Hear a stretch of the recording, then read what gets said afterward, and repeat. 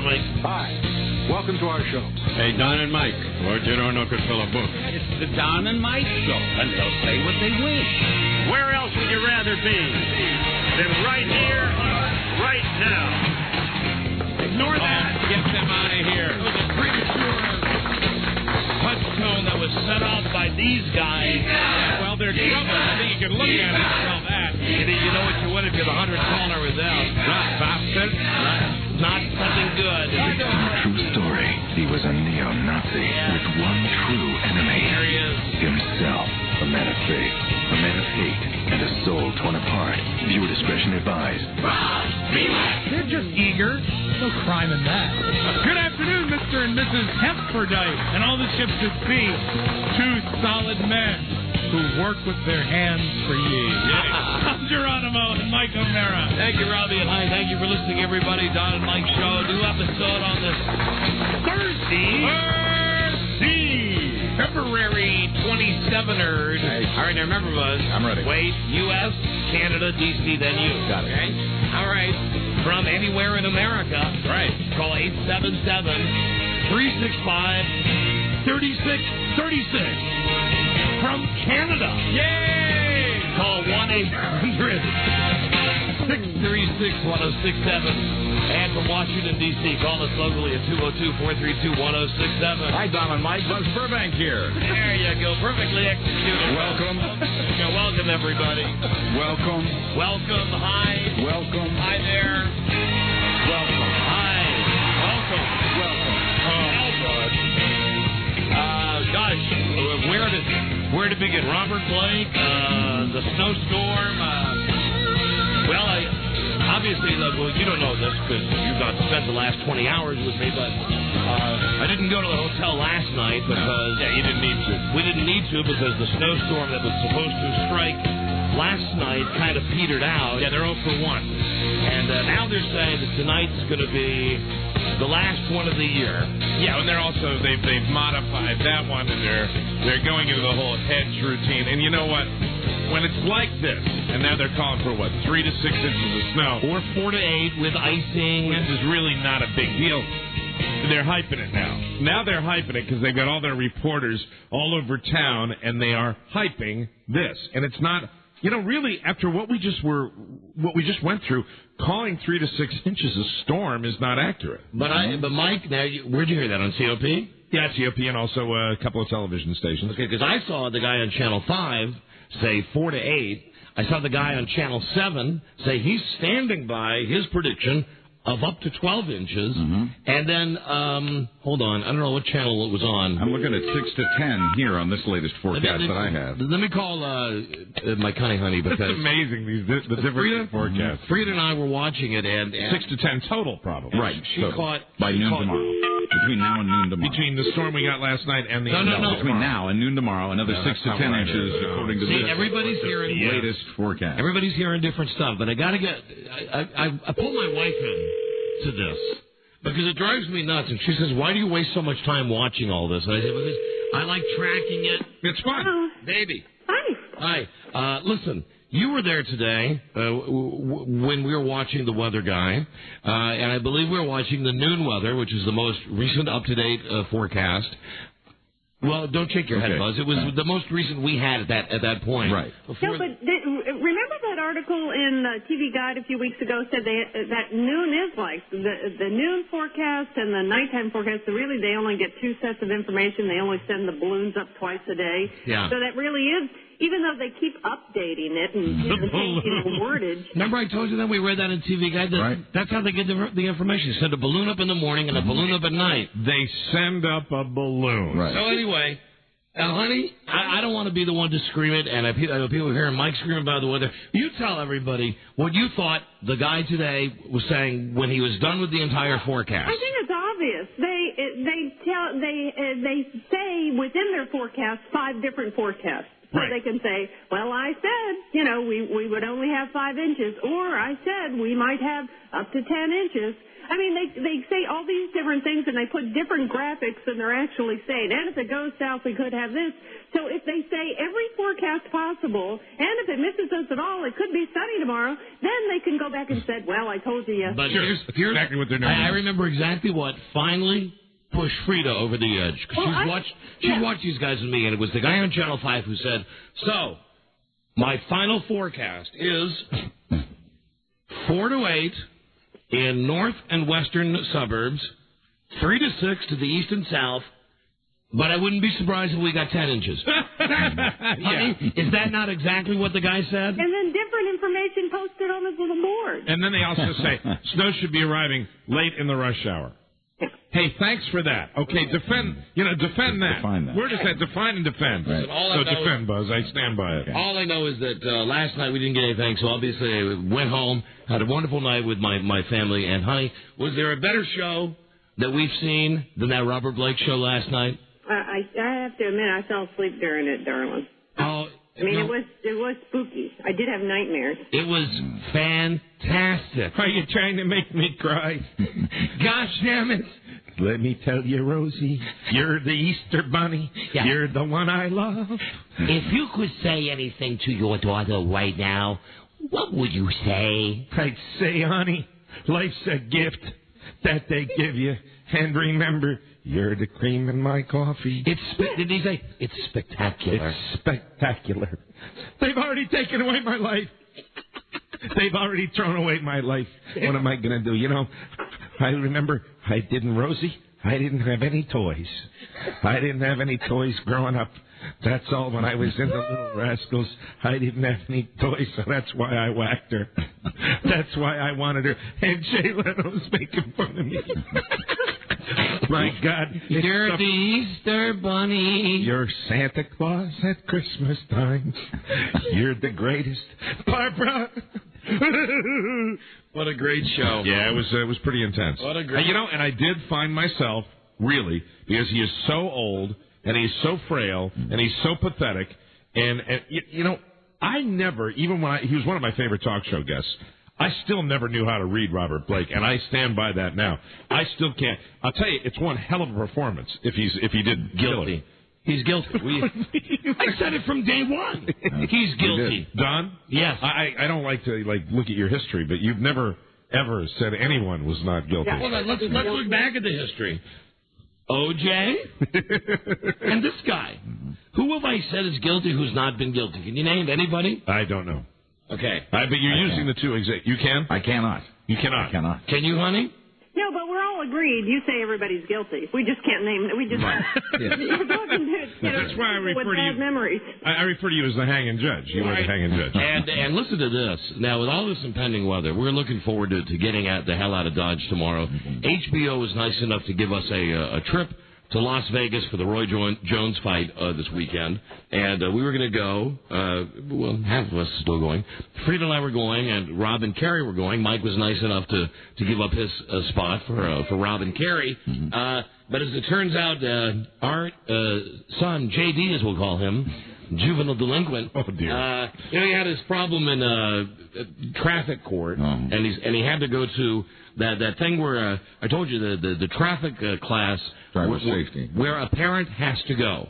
Where somehow the state of Virginia thinks that the kid's going to learn more if a parent goes with him. It's the great true. police state of Northern Virginia. So No, the parents. There is logic to it because you are more prone to nag them if you know what they're supposed to be doing. I do see the point, and it's more evidence of taking the responsibility away from the kids. And I gave my wife an incredible props last weekend when she, after we went through the nightmare of having the line wands over very late on Friday night, she got up early. I believe I gave her props that she got up and went and took Bart to this thing on Saturday morning. Was there from 8 a.m. to 2:30 p.m. And as it turns out, this Saturday, the same deal. Now, we cannot get an aunt. We cannot get an uncle. We cannot get a friend. We cannot get a godparent. It has to be a parent. It has to be one of us going with him. Well, you couldn't find anyone that's that much of a sucker anyway. And here's the deal. What if if one of us doesn't go, he loses his license, which means we got to drive him around for the next 6 months. Right. So as it turns out, ladies, I got news for you. I'll be sleeping alone in Las Vegas on Saturday night. Hey, hey, hey. I got news for you. That's right. Or will I be bunking with the Speewax? Perhaps you'd make a friend. Or will it be the crazy, all of us in the bed, Three Stooges style? With a lion licking your feet. Me and Rob and Carrie. Oh, baby, I'm going to miss you. Well, Boo Boo, I know you'll have a good time. I know that's sweet of you to say, but I know you won't miss me. I will miss you You'll because be very busy. I've wanted you to go to Las Vegas, and you'll be there with the person you really love anyway. So Rob, yeah. Where does that leave your wife, Rob? I would imagine that's going to be a little awkward for her. Trunk of the car, Mike. What's that? Someone has to drive. Very true. All right, sweetie, I love you. All right. And listen, you're the greatest. I mean that, and I'm not kidding. You're the greatest because I know. I'm putting it on your tab. I know, but now I owe you 2 big ones because you're going to that thing again this weekend with him. Yep.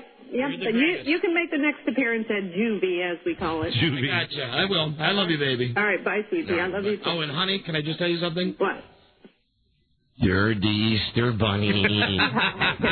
You're my Christmas time. Oh, no, it's kind of creepy because I could imagine you saying that from the big house one day. So don't do that. And Freda, life is spectacular. It's a gift. It's a gift, and don't ever forget that when they throw you behind bars in that little isolation room. When they shut that door, I'm not there. What about Jay Leno? When Jay Leno makes his jokes about you, Robert? They took away my past. They took away my past. That's what they did to cops. Them cops. When I was on the Little Rascals. There I am. Didn't have any toys. No toys. Rosie. They took away my life. All right, love you, baby. All right, Santa Claus. you too. I'll see you later. Bye. Bye, honey. Bye-bye. Here she goes. So, you're off to Vegas. You and Rob and Gary. As long as we don't get the blizzard, the ice storm with the century. It's going to be over by, that's one thing everybody agrees on, that it'll be over by midday tomorrow. But goddamn, let that just show you what a roller coaster ride life is. Really? Really, just what was it? Just 2 days ago that she and I were having that extreme session right here on the radio. And now everything's back to normal. Back to normal. Life's going okay. You don't need to take her to Vitello's. Everything's working out fine. We're going to park 2 blocks from the restaurant. There we go, Bonnie. I'll be right back because I left my gun. I left my gun because I got dyslexia. Do you think there's enough? Can we get enough information about Robert Blake? And you're still gonna jump on me because I'm saying he's guilty. I didn't say, even if I say everybody's always guilty. I didn't say that I thought he was not guilty. What I did say was there were moments, because he is either the most incredible actor or the fact that he's such a pathetic figure there, that I did feel a little sorry for the guy because he there's certain people that come across and you look like, this guy's but he just looks so pathetic. And then you combine that with the daughter, who somehow miraculously has come out very stable, pretty normal, and really is very appealing on camera. We would always, when we would eat at Vivian's, whatever the restaurant was, whenever we'd eat at Vivian's, we'd always want to walk a couple of blocks. And that's why you walk the meal off. And I'm sitting there buying that. If you want to get him off, and I mean get him off the hook, you bring her in, because I think she's very, very credible. Hello there, Don and Mike show. Hello. Don and Mike. Yeah, hi. Pimps in the box, man. What's going on? Rob A. Buzz, what's up? Howdy. Hey, that was a classic show yesterday, man. That was a great mental stimulus with all the couples playing strip over there. It was a pretty good strip trivia. I think the whole idea of getting married couples down here was so much easier that you and I didn't have to go through the pimping and the begging and the pleading. They really wanted to do that. I think a lot of the couples that helped their relationship and they were into it, they were a mellow group. I found myself wondering today what Amy's up to. Hope she's doing well. I hope she's doing very well. She was. There was some great teats, and one of the guys that I ran into today, I was, of course, everybody in the world's trying to buy windshield washer fluid. And I went like the 3 different gas stations that didn't have any. You need some? Yeah. Well, no, I ended up getting some. Okay. At the last place that I went to, I pulled in. It's a guy that I know at the station, and the guy says, "Oh, I'm sold out, but." smells like Prohibition. He says, He's got a stash in the back. I've got a case in the back. For my special customers? Would you like a quart? Yeah, great. I'll take it. So he goes back and gets me the bottle. And he's coming up front, and he says, it's $1.69, whatever, and he says, man, those women yesterday, really, were you lying, or were those women really hot? And I said, normally we lie, but the women yesterday really, they have beautiful bodies. There are always one or two on strip trivia that are strong, and occasionally we will have the strip trivia. I believe we've had 2 strip trivia since we've been doing it where the entire field was incredible. This was one of those where we had a good 60-70% ratio. And a guy started saying to me, well, why don't you put the pictures on the Internet? And I said, well, yeah. So this guy, And you know what would have been sweet, though, if you would have had the ladies do some girl-on-girl action to get, a piece of clothing back but on. listen here, you got to understand what we're doing here. This is what I was telling the guy at the Exxon station today. I said, yesterday's strip trivia was absolute theater of the mind, and I'm sorry that we live in an age where you're used to being able to go to the Internet and seeing, but I like the fact that you can't see what's happening. It seems to me, and I guess if we wanted to, if we got the permission, we could get a website, obviously, somewhere and get a webcam to do it, but it was part of the attraction, though. It's like really the fun out of it. Your imagination. You can even use the analogy of seeing a woman with a great body in a tight sweater. You do have a little bit left to the imagination, and in many cases, it's even more fun to imagine than, because sometimes when you see them, all of a sudden they go, pointing straight down to the ground. It didn't happen yesterday, though. No, but I was sweaters yesterday. I was thinking of Courtney's breasts also. Courtney, who hung in there till the very end of the game. Man, she had breasts. Those are 34 Ds. You remember? Yeah, 34D, and she was the only 34D in the competition. And there was some 34Cs, and there was a 36C, I believe. And then you get a girl, like the first girl, and I don't remember her name, the redhead. All I know is that when she was standing here wearing her button-down white blouse, it looked like she didn't have any boobs at all. Then when she took the shirt off, you saw that there was an incredible bounty that had been strapped into one of those monster 8-clip bras. One of those things in the back. You got to have you got to punch in a code to get that baby to open. And then when she took that bra off and those boobs popped out, man, is that a sweet? Yeah, I got a bone to pick with you with her yesterday. I mean, talking about hello kettle, going about when you said, "Hey Mike, you're staring at her breasts." I mean, what the hell do we always do in strip trivia? Why did you have to point it out? Well, I was really enjoying a nice piece. Here's the thing I'm doing. All I'm trying to do is highlight the fact that now, for the first time in over 10 years, in our on-air relationship, we're back to having you in a different place in your life. I'm in a different place than I've ever been in my life. I am very, very, very, very, very single. And that was, obvious even today when we were walking into the studio. Yeah, but did you see her? Wow. Man, oh man! And she's much too young for me, but Jesus, you got to acknowledge that.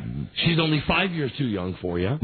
Yeah, that's true. That's true. Your cutoff is 24, right? And we've estimated she's 19. 24. I've dated younger. Oh, Colette is older than that. But the only reason I brought that up is I love living, and I know in a lot of ways you like living vicariously through me. Right. When I yell at people or the stuff with Freda. I really enjoy living vicariously through you, knowing that you're out there. Right. You're getting it done. And now when we walk through the doors to come down to the studio, if there's a piece of ass out there, a beautiful young woman, I'll say hello and walk by.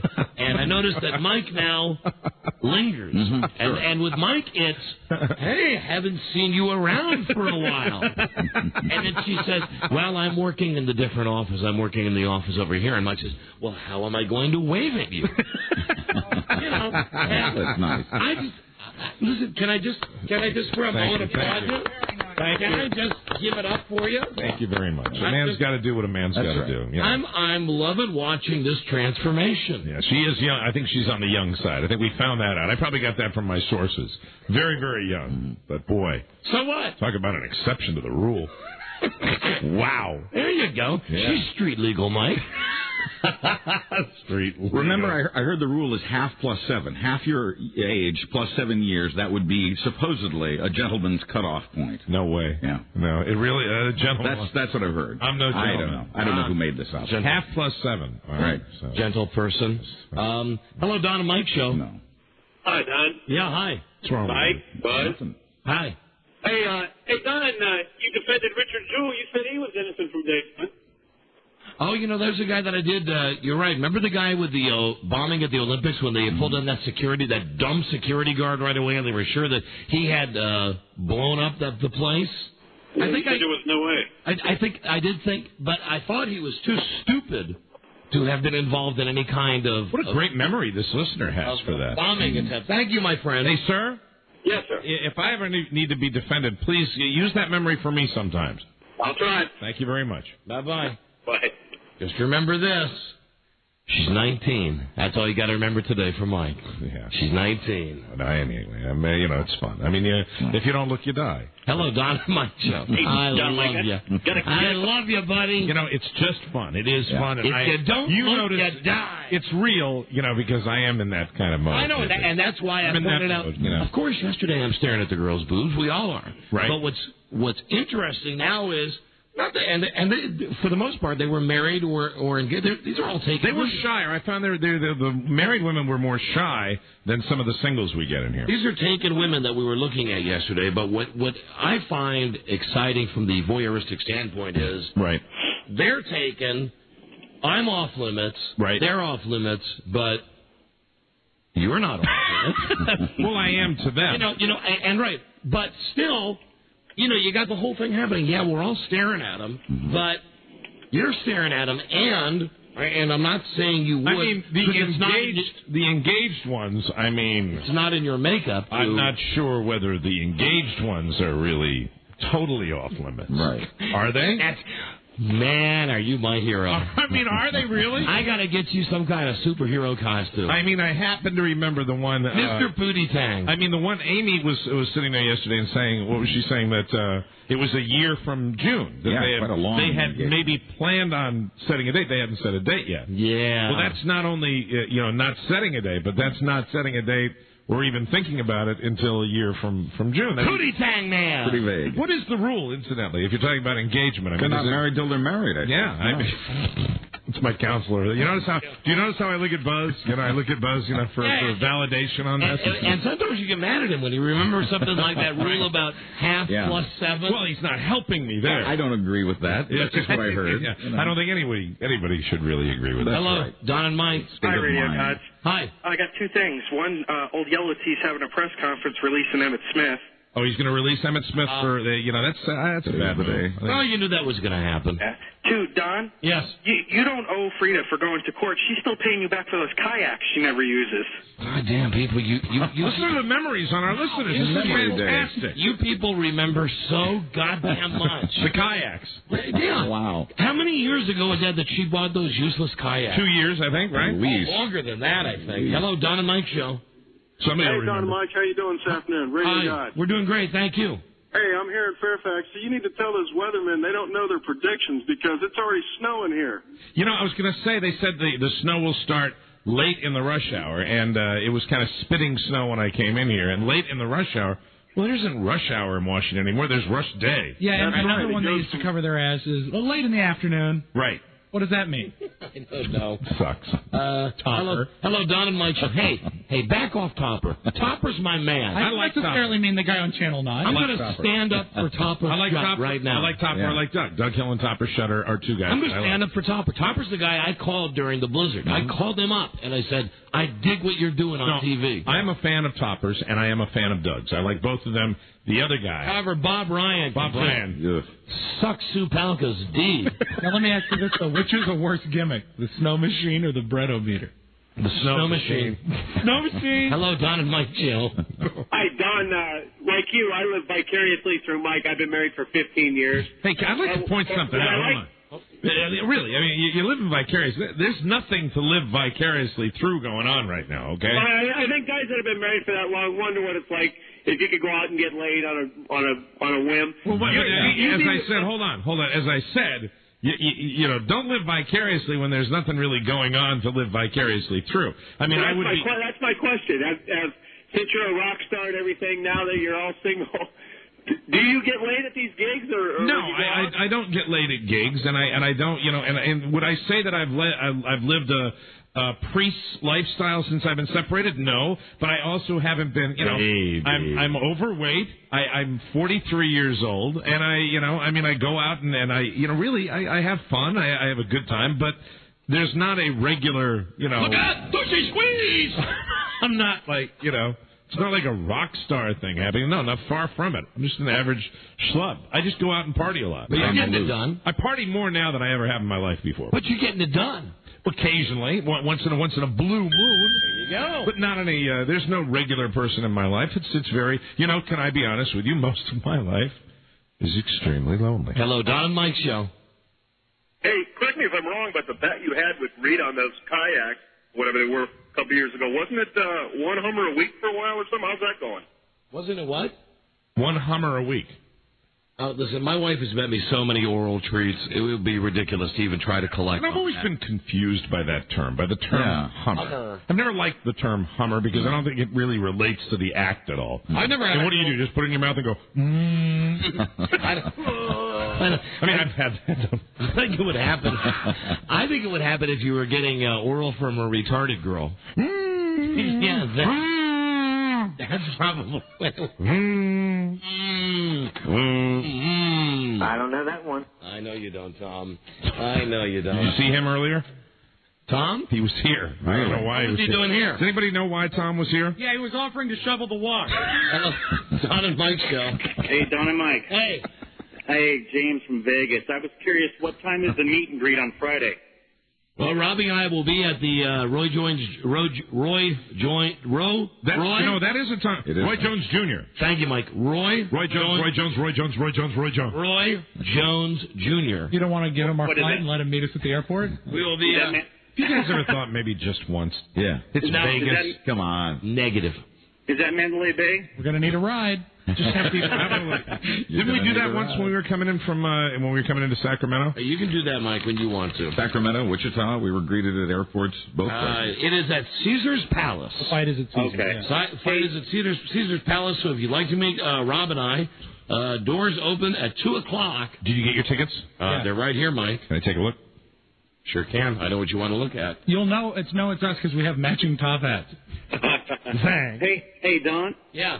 Serious question. You mentioned probably about a month ago maybe a possible trip out in Vegas, like a DC-style show in Vegas. Yeah, that didn't happen because we were going to go out for the Adult Video Awards, and as it turns out, we couldn't find a sponsor that would pay for it. Huh. They wanted us to come out, but we couldn't find a sponsor that would We have too many legitimate sponsors that didn't want to be associated with Adult Video. Thank you, my friend. See you thanks, later. guys. All right. Bye-bye. And if you want me, I'm going to tell you right now.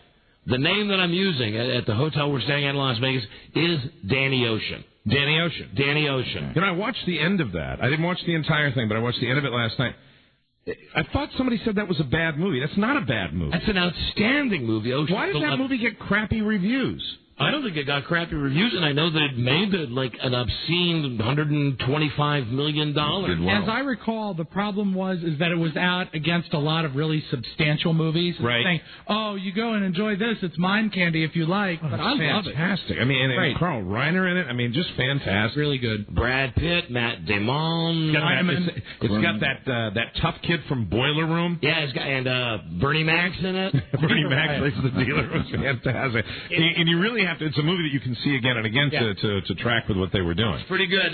Listen, a lot of people are on the phone, including Chris from Seattle.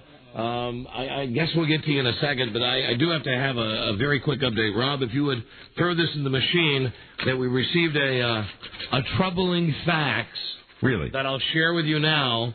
A fax that shall go by a person forever now known as the mystery artist. The person that gave us this gem that we world debuted on Tuesday's episode.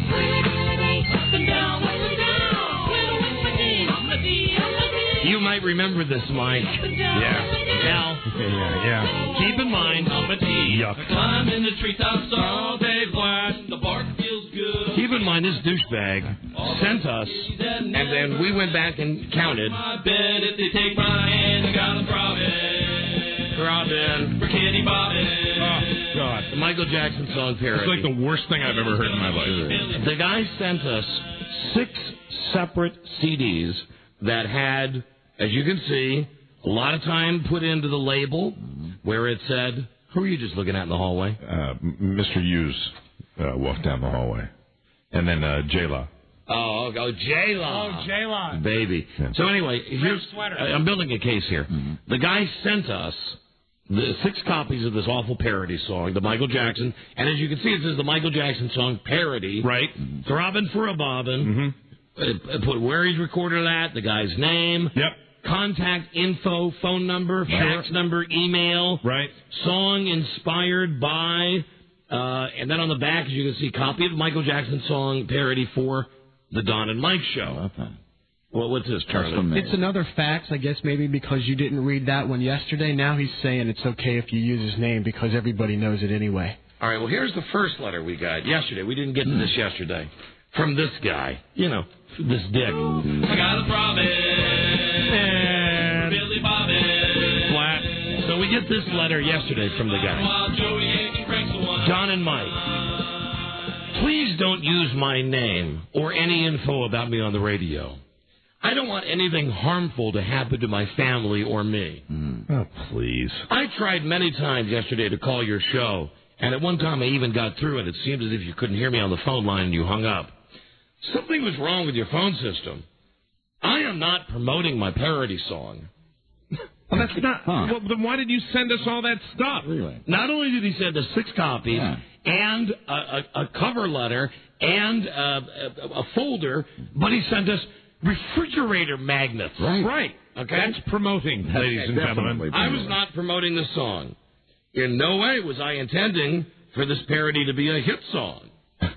Just possibly material for your show. Right, okay. I was sickened by the recent interview with Michael Jackson and his alleged behavior with children. Oh, boy. I'm sickened by anyone who does anything harmful to children. They should be put in jail for life.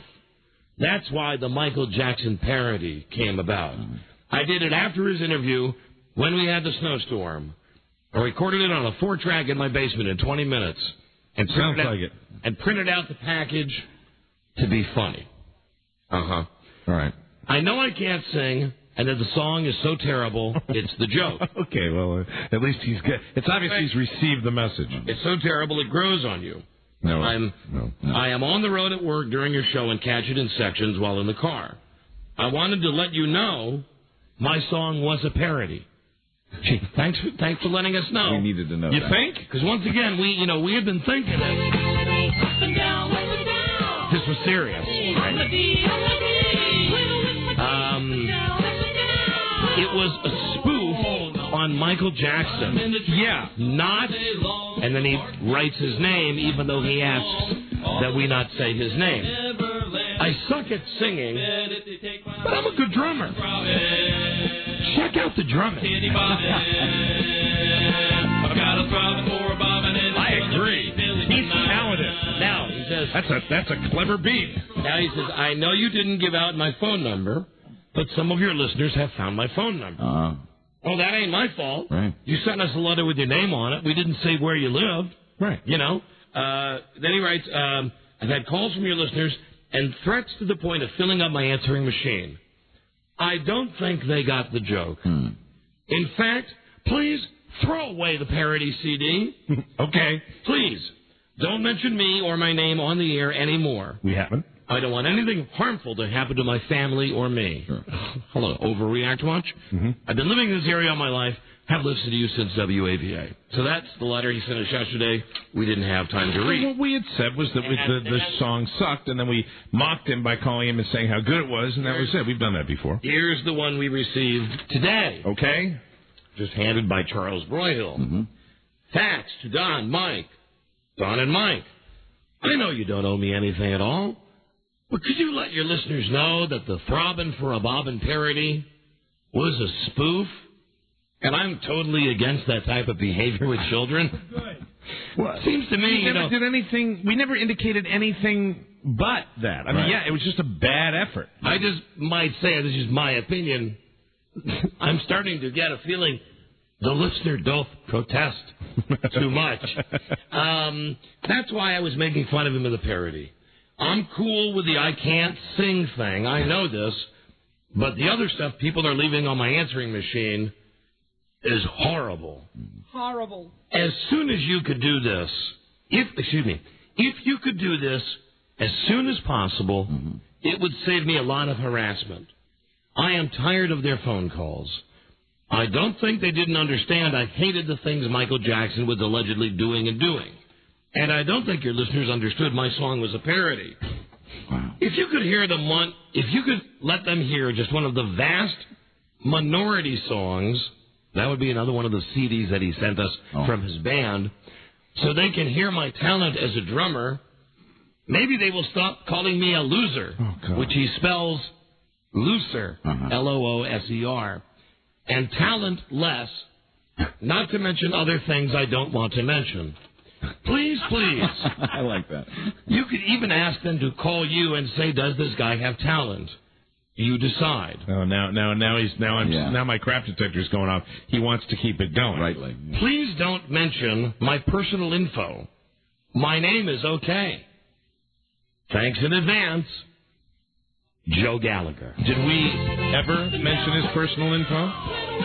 Except for his name. No. That's it. No. Fax is dated March 25th. Yeah. And the fax we received today is dated 1 month from now. There you go. I'm sure it was a typo. Yeah. But this guy's a nut job. Yeah, and we never ever encouraged anybody to call this guy, nor would we want to. I mean, we were just saying the song sucked. Right. And I think if anybody happened to find out who this guy was, well, first off, don't send us a song that has a label like this encouraging us to play it with your name on it and your phone number, so we'll call you on the air. And I don't think people are calling you saying that they think that you're a child molester. I sure hope so. If they're saying that, they're wrong. We were never presenting it that way. I would imagine people are calling you to tell you that your song sucks. Right, which it does. And you're worthless. You're worthless. And now you're making it worse by sending us a letter yesterday saying, don't talk about me. Yeah, but you see, now I don't trust that. What he says, if we'll have people call in to vote on me. And now keep in mind that yesterday we didn't have time to read the letter that he wrote saying, don't talk about me. Right. So being as we didn't read the letter saying, don't talk about me, and he was no longer even a topic of discussion. Right. Today he wrote a letter saying, please disregard my previous letter. And the whole thing is, it's just a crappy song. It's a bad parody song that we played for 10 minutes a couple of days ago. It was so bad, that's why we talked about it. No Kerrigan.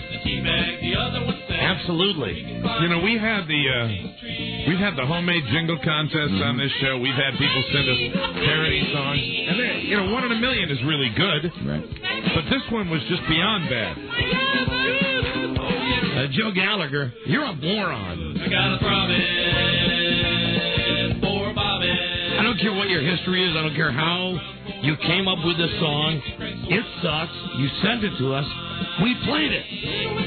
End of story. That's all that happened. You know, we mentioned your name because you were promoting the song under your name. If we loved the song, you probably wouldn't have any problem with your name. And then you wrote us another letter and said, my name's okay. So, Joe, it sounds to me like you want attention, and, well, you've gotten it. That's about it. There you go. All right, so that's the latest from Joe Gallagher. Jesus, when people are out of touch, they're out of touch. And unfortunately, people like that, it seems to me, that they don't have a buffer zone. There's nobody around them or surrounding them that is indicating to them, hey, this sucks. Yeah. Hello, Don and Mike. Yeah, what are the odds that that the messages that were left are your messages?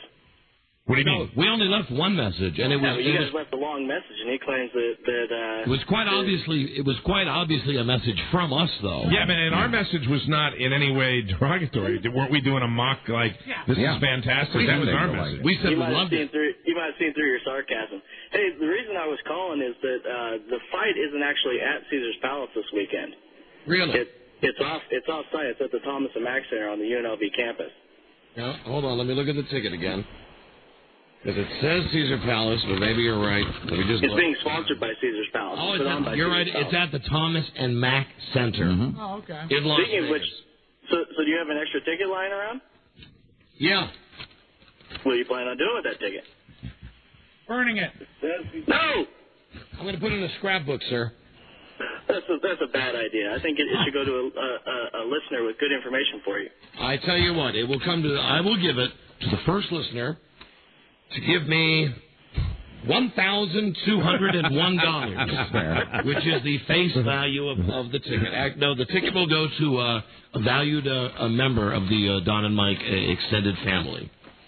I just haven't met that member of the family yet. All right, goodbye. Thanks. See you later. And this little man, I give to you. Bye-bye. I kept up my ass. I am sending the ticket to Robert Blake's daughter. There you go. With the hopes that she's able to join me and be my date at the fight. You're my Easter bunny. And I don't mean the grown-up one. I mean the little girl. You're my Christmas tree. Life's spectacular gift. Thanks for the ticket, Don. In my pumpkin suit. Okay, there are the touchstones. Let's give away some money. Come on. Let's do it, kids. Let's make it happen today. That's a great idea. Phone number 877-365-3636. The secret sound. And I'll tell you this. What? They took away my past. What would you say if you never got out of prison? It wouldn't matter. Why? They've killed me already. What am I? I'm sorry. I'm being too dramatic. What about when he started crying and he went, God damn it, this is not an act. God damn it, this isn't an act.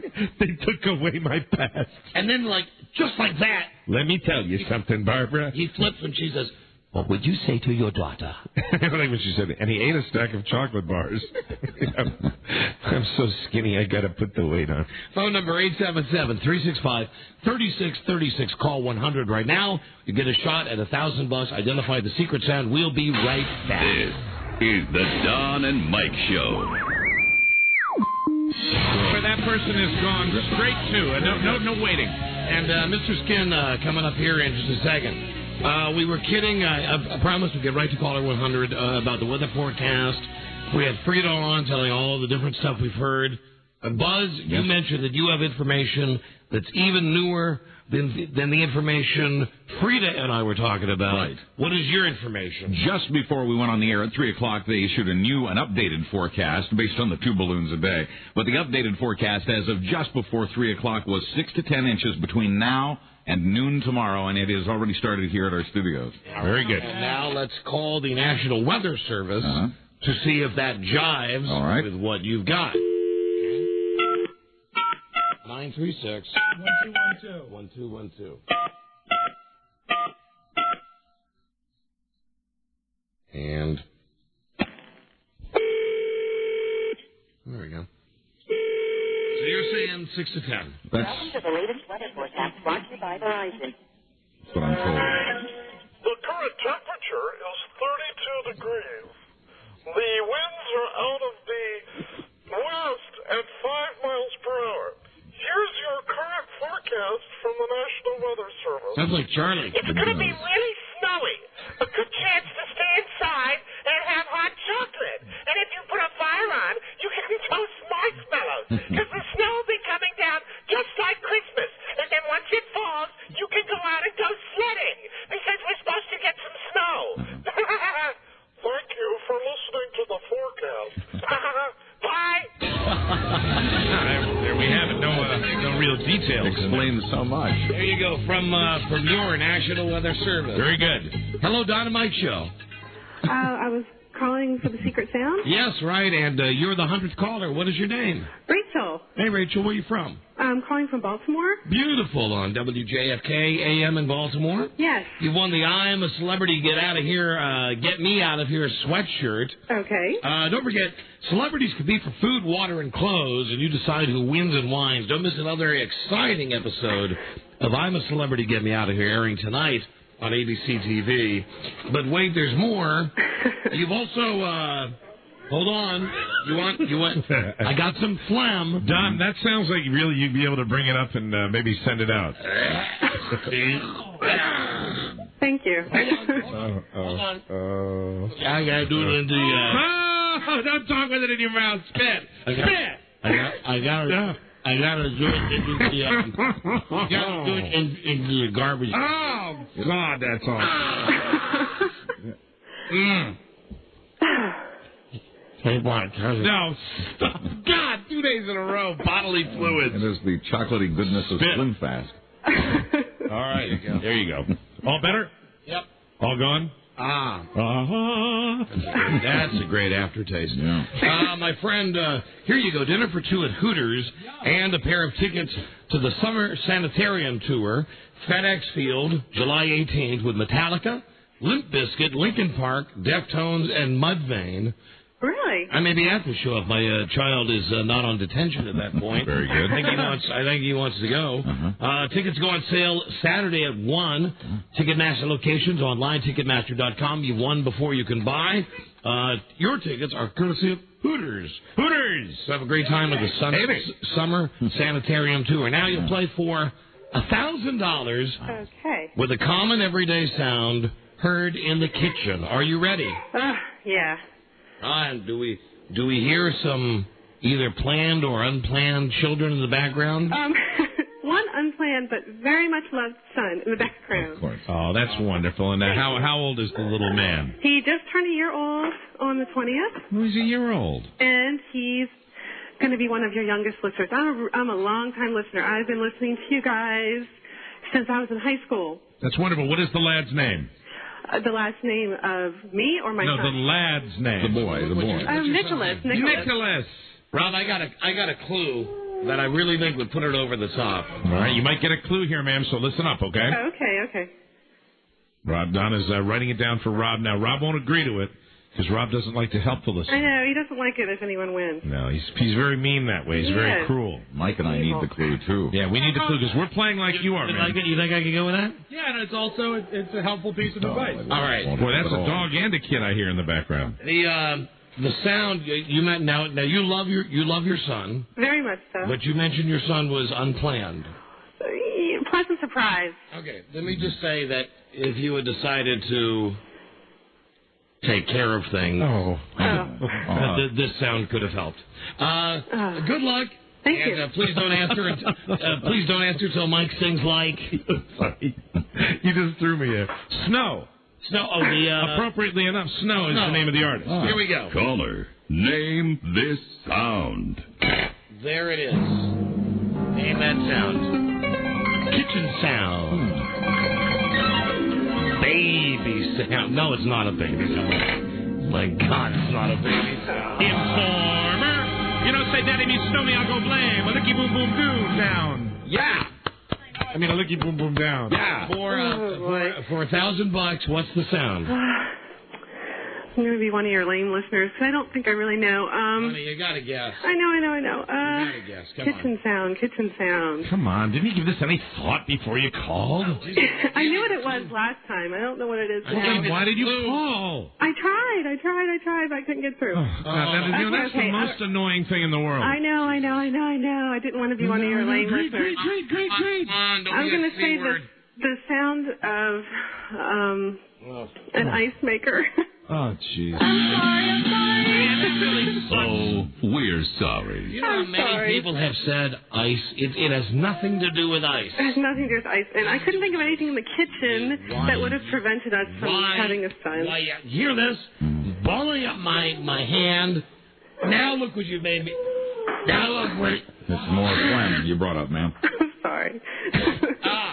Look at that. You just made me a more oogie mess. Oh, I'm sorry. I still love you guys. Thank you. Hold on. We love you, too. Hold on, you dumb bunny. I think I have it. You think you do? Let me see what you've written down, Mike. It is not taking a coat off a hanger. All right. It is not. You wouldn't find a coat hanger in a kitchen. For goodness sakes, you silly. Losing ahead. You silly person. It's time now for our weekly visit with the world's greatest... I have nothing to say to either one of you. World's greatest inventor. And the man who's brought us the world's greatest website, www.mrskin.com. All right. Nothing better on a Thursday than getting together with Jim McBride, the inventor of MrSkin.com. Newly married he is, and here he is right now. Hey, Jimmy. Hey, guys. How you doing? Here he is, www.mrskin.com. Newly married he is. I say that Yoda-ish. I love Yoda speak. I really do. And, Jimmy, is there anything, first off, new in the theaters this weekend with nudity? Yeah, it was a slow theater week. The only one of the movies is this Cradle to the Grave, which is a Jet Li, DMX, Tom Arnold flick, which is rated R, but as far as celeb nudity goes, really nothing to speak of. Gabrielle Union, kind of hot black chick, really hot actually, is in her underwear, and you see her in underwear and some side boobage, but nothing to get too excited about. But all the good nudities in the DVDs and other stuff. You know, Mr. Skin, I got to tell you something, and I'm concerned, because really it seems to me that, each and every week there's an occasional movie that comes out with nudity. But would you say that this year and last year, the features that are being released into the theaters right now, are we seeing less nudity than we have in years past? Probably. The big thing is the fall. Actually, it's the fall and winters when you get most of the good nudity. The summer, very difficult because they have so much PG-13 stuff because all the kids are out of school and they're really catering to the younger viewers. So, but I would say there's no question that, like in the 70s and mid 80s, it was 10 times better. But the pendulum swings back and forth over time, and hopefully we'll get more nudity as time goes on. And here's what I don't get. Obviously you mentioned there's nothing in the theaters this weekend. That's fine, and you mentioned the DMX movie with Jet Li, but where's Tom Arnold in all of this? I mean, I get DMX, and I get, the other guy, the director, but Tom Arnold. They needed like a funny buddy guy to go, and that's it. Yeah, he's not really an action guy in my opinion. Okay, let's get right to it. Buzz is our news guy. Have you ever met Buzz? Buzz? Not really. Hi, Jim. Hey, Buzz. How you doing? Actually, we met in California, now that I remember. Yeah. That's right. Actually, Buzz is holding up a prompt, but I see, Buzz, that we will be getting to what you wanted to ask. Got a call about it yesterday. Very good. Let's get right to what's new on Divid and... Yeah, okay. Well, some cool stuff to talk about this week. First, I wanted to talk about a movie that's new on DVD at the video stores called Sleeping Dictionary. And the reason I bring this up, I've had a lot of guys emailing me about this saying, hey, you're not talking about this movie because Jessica Alba, who guys know from Dark Angel. One of the hotter babes on TV, though Dark Angel is no longer on TV, but still tons of guys are into her. Great breasts, super hot. Well, this is kind of a pubic service announcement from me, but there is nudity in the movie, and Jessica Alba's character is nude, breast shot. The problem is it's a body double, and that's that's why I didn't mention it last week, and I wanted to make sure, because guys still get fooled by the body double, and it depresses me because the number one rule with body doubles, make sure you see the face with the body. If it's an obvious, they'll show her face, cut away, come back to the body part. You got to know that's a body double. And guys were mad that I didn't talk about this last week, but the reason is it's a body double. Jim, you got to know how stupid I am. I pull up the stuff on the computer here, and then I turn the monitor around so I can see. Right. I've been looking at this since we had you on the telephone, and I'm seeing Jessica Alba's face and the boobs, and I don't realize that right in the middle of this picture it says Jessica Alba's body double in the Sleeping Dictionary. Right, and and the thing is, I know it's tough because I have a policy where if it's body double, I don't want to show pictures of it. That was my policy for a long time because I'd be angered by the body double. But then I get so many emails from guys saying, well, your site sucks because you didn't put this picture in. And I'm like, so then I just decided, okay, I'll put the picture in, and then in big letters I'll say body double. And Mr. Skin has integrity, ladies and gentlemen. Yeah, want guys to know, because a lot of dudes last week were bummed I didn't talk about that from the emails I got, so I wanted to bring that up first today. They're nice boobs. Do you imagine that? Good body double boobs. Problem is we don't know who the hell it is. And a body double, I mean, correct me if I'm wrong, a body double will be used for two reasons. Sometimes because, hey, it's a better-looking body, but more often than not, it's because the actress doesn't want to do a nude scene. Is that right? And that's her case. She even in interviews said that she doesn't want to. But when the TV career kind of starts tanking and the options aren't as many, sometimes actresses find that they can do nudity after that. So hopefully that'll happen with Jessica Alba. We'll see. I hope so. Do you think, Jim, hold on, just to get back to that, because for a while when that show was on, we were all fixated on her. Mm-hmm. Do you estimate that her boobs look something like that body double's boobs? I actually would think hers would be even better than I would think they'd be better. Yeah, absolutely. All right, next, this Leslie... What's her name? Leslie Bega? Leslie Bega, I wanted to talk about this. We tracked down this DVD in Germany, of all places. It's not available in the U.S., and the reason we got it, there's a ton of nakedness in this movie, but the one girl I really wanted to get, I had heard about this, and I just wanted to share it with you guys. Leslie Bega is in this movie, and you might know her. She was in Head of the Class, the old Howard Hessman sitcom. She played Maria, the smart babe, the brunette. But she also, a lot of dudes know her from the Tony Soprano's girlfriend, Valentina, in this last episode of The Sopranos. She actually had some nude scenes in The Sopranos. Now, is this... Boy, that doesn't even look like her. Is this the Mercedes lady, or is this the lady who had one leg? It's the lady that had the horse that was Ralphie's girlfriend that Tony picked up. Yeah, the one where he stole Ralphie's girlfriend. And that picture really doesn't look like she looked in The Sopranos. Right. Wow, she needs to buy a razor, man. Well, this is the thing, is it's a side view, and when you could see Bush from the sides, you know you need a little trimming. God damn. But it's actually, this isn't, you couldn't really go to this is one where I can't say, hey, just run to the video store and check this out, because it's only available in Germany. But she's kind of been in the news the last year, and I thought you guys would get a kick out of seeing that. So nice, Bush. And now the next thing that you're going to bring up was, we had mentioned NYPD Blue this week on the show, as a matter of fact. It's just dumb luck. I hardly ever watch it, but I mentioned I watched it on Tuesday, and that there was language, and guys have called us and said, did we see Bush on NYPD Blue this week? Because we know we saw ass, and we know that we saw teats. Did we see Bush? I have an answer for you. Okay. If you look closely, it's hard to tell, but you have to. She's very shaved down there, obviously, but she was wearing a flesh-colored crotch patch. Certain angles will show that, but that's okay. I mean, it's a very small little thing. I mean, obviously, I would love if she was, totally right on. But the fact of the matter, what else she showed was that was the best nude scene in the history of network primetime TV. Wow, and it sure is by looking at it. That's incredible. How great is Jim's site that you get from this week's NYPD Blue? 1, 2, 3, 4, 5, 6, 7, 8, 9, 10, 11, 16 stills of Charlotte Ross in various stages of undress from NYPD Blue. Jim, at the laboratory, how long did it take your skinologists to get all of this stuff together? Well, we were working OT because the show was Tuesday night, and we taped it. And some guys, instead of working like the normal 9 to 5 hours, they worked later because we knew it was going to happen, and they ended up staying late. Taped it. We had it in the site for the updates on Wednesday morning. And wow, does she have one hot smoking she's amazing. body? Yeah, they did a cool thing too.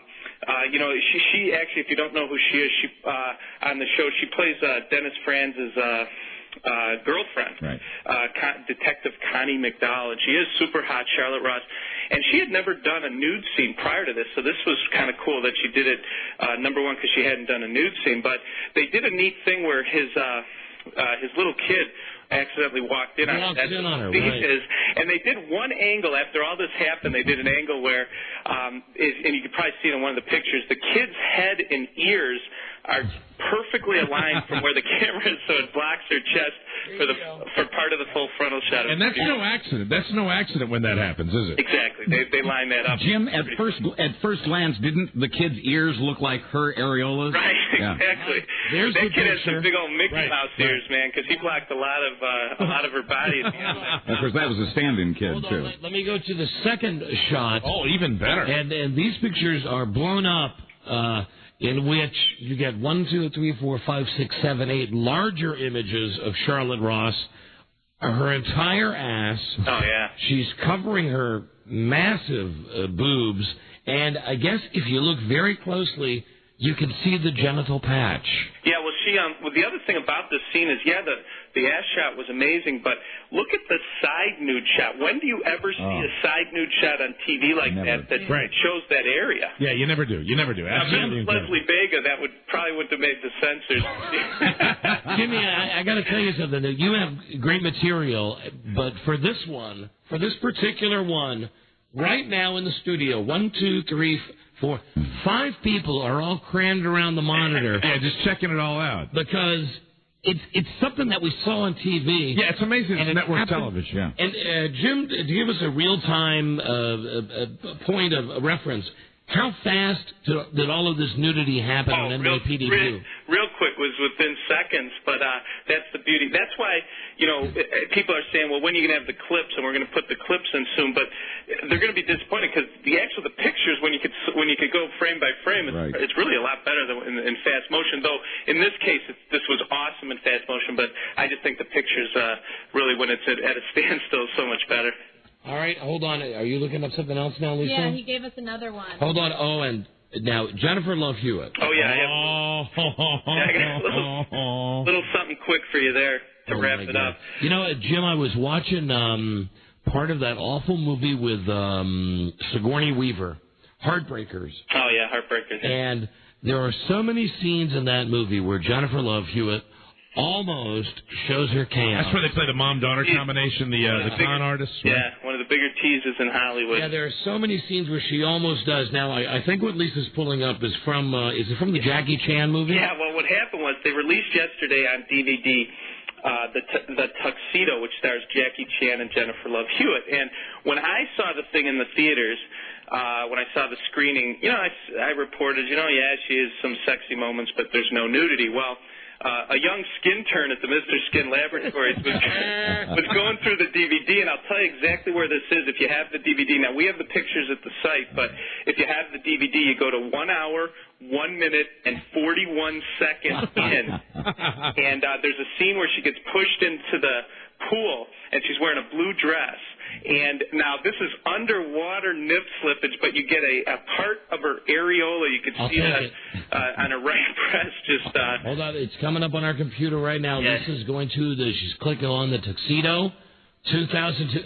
Okay, yeah, yeah. Let me say, Mr. Skin has done it. Oh my God, that's extra work right there. Yeah, the kid will soon be promoted. So that was a great job. I missed it at the theater, but there's no way you could see that unless you had the DVD and could go. A skin turn. And Jim, really, wouldn't you've seen a lot of boobs, and these are highly anticipated boobs. Fantastic areolas. Yes. And, you had mentioned before about when the careers, slow down a little bit. Jennifer Love Hewitt is someone who I just hope that career slows down a little bit, and she finally gives us what we want. I see it coming. I mean, she's still pretty young, so, but yeah, I know just from emails that she is the number one actress that guys are hoping does a nude scene, even ahead of, like, Jennifer Garner. I think we can all go to sleep at night and pray for the Mimi Rogers career path for Jennifer Love Hewitt. All I can say is that if you want to see, and we're looking at it right now, it's blown up on our little screen here, go to www.mrskin.com, Jennifer Love Hewitt, the movie The Tuxedo, she's underwater, and you get freeze frame, and her right boob is totally exposed. Fantastic. And the lefty's coming out. Jim, you've made my weekend. I'm serious. You've made my weekend. You're the greatest. So today we have, for the highlights, Charlotte Ross. Oh, yeah. All of the nudity from off the charts. NYPD Blue. And Jennifer Love Hewitt. And man, that is like a pepperoni-sized areola. Yeah, I was gonna say she's when she finally takes the top off officially, we're gonna be treated as some nice areola action. Very good. That's just half an areola there, and it's more than most girls' full areola. Well, great minds think alike. Yeah. You're the greatest. Your website, please, everybody, go there. I mean, it's why Al Gore made the internet. It's www.MrSkin.com. Jimmy, we'll see you next week. All right, guys, take care. All right, bye, dude. There he goes. Man, we have a lot of guests on the show. There's no doubt. He's my favorite. And that is how you make it in the skin laboratories by a young skin turn who was responsible for that Jennifer Love Hewitt. Take just a second, Mike, and I got to be honest with you. I mean, I'm trying to get. Is it the right one that because so that's it right there. Right there, the top of the bathing suit, Mike, Man, that is has big areola. The top of the bathing suit. Here's where it's almost like I'm doing the weather now with the Doppler. I'm showing Mike, but here's where the bathing suit ends. Right. This is all areola right here. There she is. And on this one, on the left breast, that's covered. But you see the top of the areola. I don't think that's areola. I think that's shade. I think. Well, you know what? Because it wouldn't match up. But it would if because it looks like the right breast is going up and the left breast is going down. It's hard to tell. It's hard to tell. Don't ruin a boy's fantasy. Okay, Don. They're almost exposed. But you'll agree, the right one. Yes. That's the closest we've ever come to seeing Jennifer Love Hewitt's boobs. Yeah, absolutely. Wow. Great sight. And you heard Mr. Skin say she's number one as far as guys hoping that eventually she shows off. Yeah. Great sight. Wow. And Buzz is over there holding up the sign during this. And Buzz rarely gets involved with Mr. Skin. Mm-hmm. But as soon as Mr. Skin came on, Buzz is holding up the sign going, NYPD Blue, NYPD Blue. I wanted this to remember because the guy called in the middle of strip trivia yesterday. He's got it. Now, who is this you just pulled up? More Jennifer Love Hewitt. This is PG-13 Jennifer Love Hewitt in a bathing suit. There's no nudity here. She has, I really do believe, the best breasts in Hollywood still. And this is again from MrSkin.com. And that's old. Those are old pictures. Yeah, she's got like a Flashdance haircut. Yeah. 30s. 1930s. Wow, what a set of cans, though. Jesus Christ. Boy, is she hot. She certainly is. She sure is, Don. She sure is. And is he a great guest or what? Of course he is. The best. Of course. So anyway, that's Mr. Skin. Okay, now, it's time for Stump the Stupe. Yay! Now, let me, if you've never heard this before, I'll explain to you exactly what this is. It's a game that I used to play with disc jockey friends of mine. That I was so pathetic when I was climbing a ladder as a top 40 disc jockey that I would get drunk with my friends on the weekend, and it started like this. You would name a song. And then it would be the first guy in the room who could name the label that the song was on. Then you had to name, off the top of your head, the time of the song. Right. If it faded or ended cold. What the intro time was. And then finally, one weekend, some guy just pulled out a box of records and said, here's what we're going to do. We're just going to put the needle on, and the record starts, and as soon as you know it, you yell out the name of the record. It's kind of like Name That Tune. Yeah, except I'm really good at it. I mean, when it comes to top 40 and stuff, I'm really good. A couple of times our listeners have played me either toe-to-toe or beaten me. We've had that happen, and that's always exciting when you get a really decent challenger. But pretty much, I'm unbeatable at this. And Robbie actually came to me a couple of weeks ago and said, you know what would be a great Stump the Soup would be disco, since almost all disco songs sound the same in the beginning. And certainly start the same. So, if you think that you could beat me at Stump the Stoop, and I'll give you an example right here. I've got, let me see, cut number 7. Robbie, that's right for Hollywood. You want it over here. Okay, number 7. All right, you going to play one? For instance, Mike? Yes. I'll say I can name it in, it's a real easy one. I can name it in 5. I can name it in 4. Okay, so anyway, we go all the way down to 3, and I'll end up saying I can name it in 1 second. And it's one probably so easy, almost every. Do you know it? You said it's easy. No, I don't. All right. I don't, but if it's from this collection, right here. These are all number one records. We won't be using this collection. Okay. Let's just see. I love the nightlife. I love the boogie. Yeah, I knew that. Did you have it too? Yeah, I knew that one. Yeah. See. So. I like the nightlife. I like the boogie. Wow. The deal is that on this set that we have right here, Have a Happy Decade by Rhino Records, these were all number one records. Want to try one more? Sure. Rob, pick one on one of these other discs. Right. I know we got a break, Charlie. We got it. Charlie. When Charlie comes in here, it's always great time. All right, Mike, I can name it in 5. I can name it in 2. All right, I'll give Mike the chance to name it in 2, even though this is really my bit. I want you were just doing an example. I know you always get territorial about it. I just wanted to try it once. You know. Go ahead. I don't know. Got to Give It Up by Marvin Gaye. There you go. See, it's still your bit. Yeah. Okay. Thank you. Sorry, but you're right. I knew it. I just lost on purpose. Did you really? No.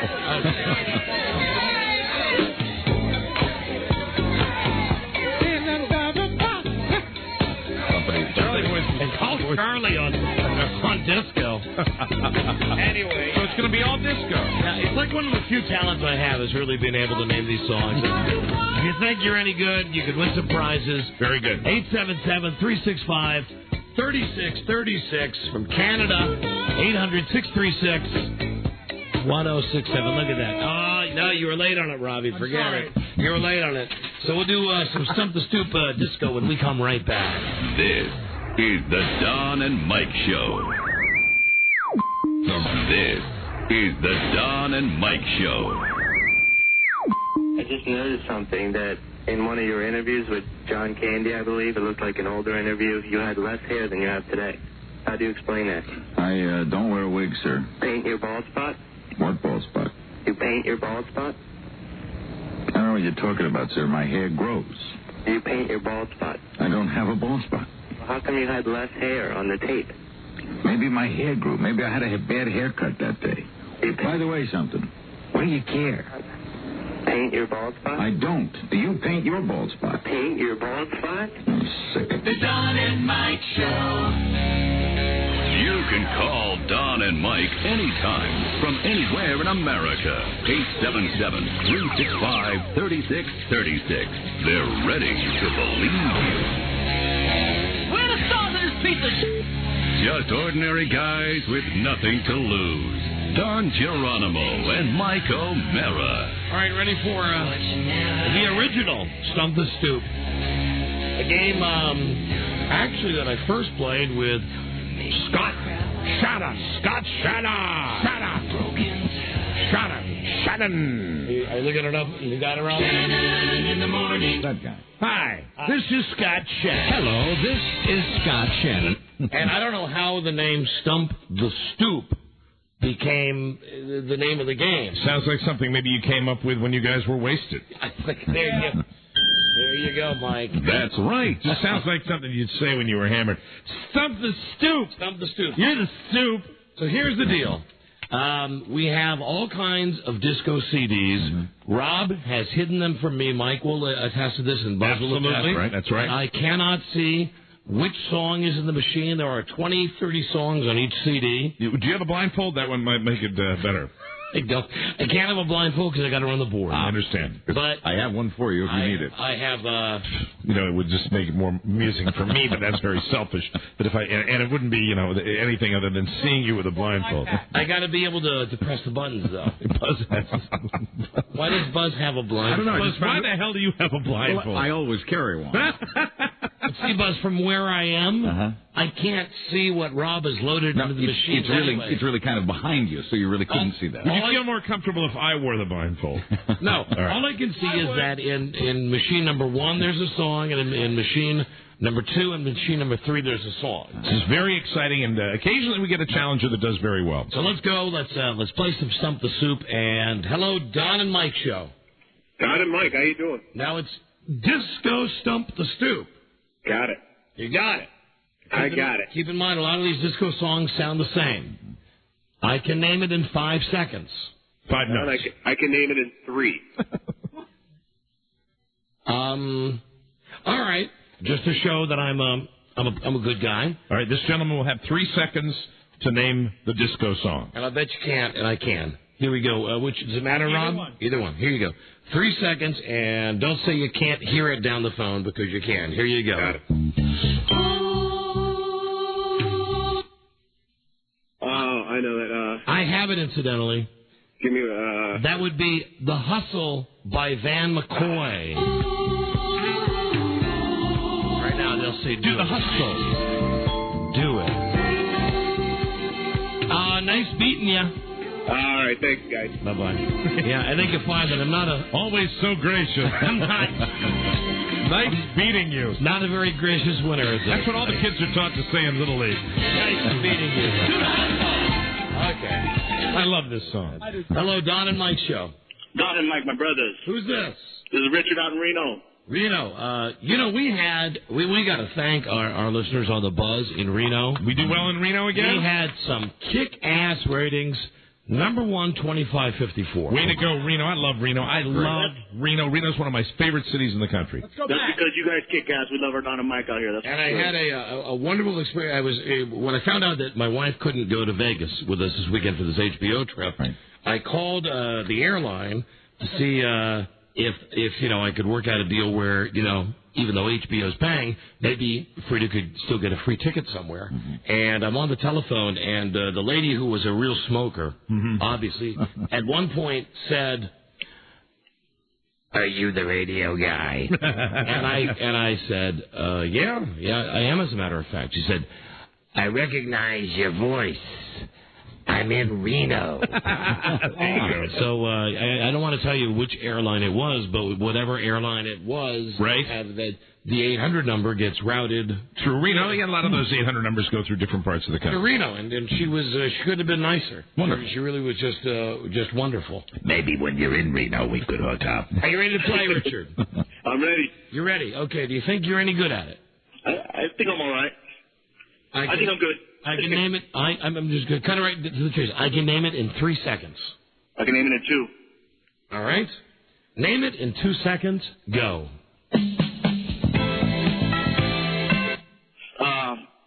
In case you don't My have love. I know that song. In case you don't have it, I do. It would be "I Want Your Love" by Chic. Now, you're the man. In order to win, they have to have the title and artist, right? Yeah, title and artist. Title and artist. You're the man, Don. But no, you were good. I knew you were close. Yeah. Because when you said I love. Give me another shot. Give me another shot, brother. No, he didn't deserve to be in the arena with you. Nah, goodbye. Thank you, Mike. I like the challengers. You would occasionally get a real challenger. I mean, you had a guy last time you did this that did very, very well. But the guys go, I had a guy last time, I think he was in San Francisco. Absolutely toe-to-toe. Yeah, he was fantastic. I could not beat the guy. Hello, Don and Mike show. Radio gods. Howdy, Stump the Stupe. What's your name? John in Wichita. John, Wichita. KFH, FM, and AM. That's right. And also, Mike, I graduated high school at Simsbury, Connecticut. Simsbury, great hockey team. You used to always beat us. Simsbury you guys always beat us. You guys kicked our ass in baseball, though. Yeah, that's true, but you beat us in football and hockey. I remember Simsbury. Good for you. I wish we could wrestle. All right, now. Wow. What does that mean? Mm-hmm. At any time, any of you listeners, if you really think you know what you're doing, you can just say, "I'll name it in 1 second." And you could try to win. It would have been 80s music all day long, but I'll try it with the disco. I can't do 1 second. Goodbye. I'm hanging up on you because already the guy's throwing a disclaimer. Donnie was from Simsbury, and he was nice. But the guy was already throwing out a disclaimer. If you had 80s music... He was just being music, humble. He was being humble. Yes. We've done 80s before. This is disco. We've done 80s. We've done classic rock. Right. We've done bad records. Where is your sense of sportsmanship? You know, in this game, I know. It's gone. It's like the only thing I'm good at. It was nice beating you. Don and Mike, who's this? This is Kevin. Where are you from, Kevin? Shelton, Washington. All right. That would be state of Washington? Yes, sir. Washington, D.C. Well, no, that's Bob Costas' drop it. Oh, that's right. You listening on it's always sunny and never rains.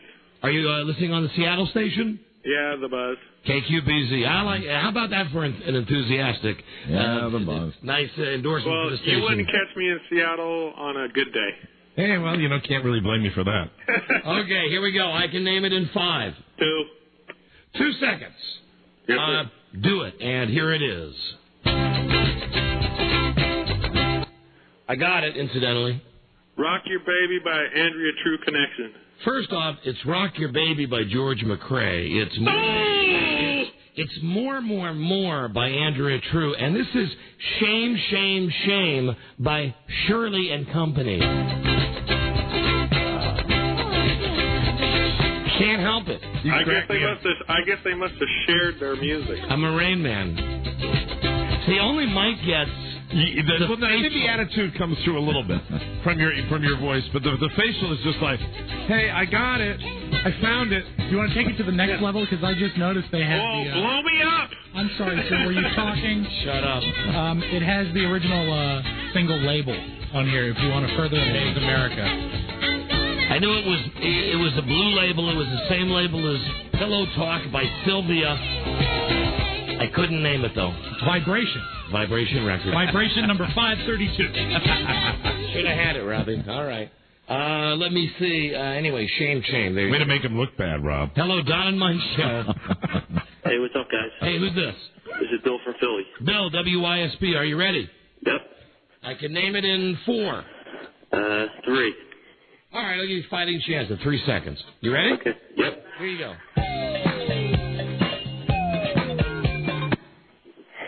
You're not going to get an easier one than that, my friend.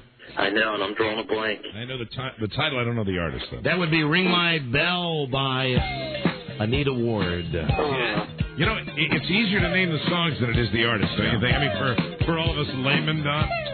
Thanks, guys. You're very welcome. And this would be one, really, when this was out, I'm sure you too might really want to shoot yourself in the head. This was one of my least favorite disco records. It was, you know what? Because really, it didn't offer anything. No. It was just like that little... Somebody. There was some decent disco, occasionally. Was that really the label, Rob? Yeah, have you ever heard of it? No. How would you pronounce that? I guess Joanna. Joanna? Juana? Do you want to make a crappy record? Do you want to dance? Here it is. Ring my bell.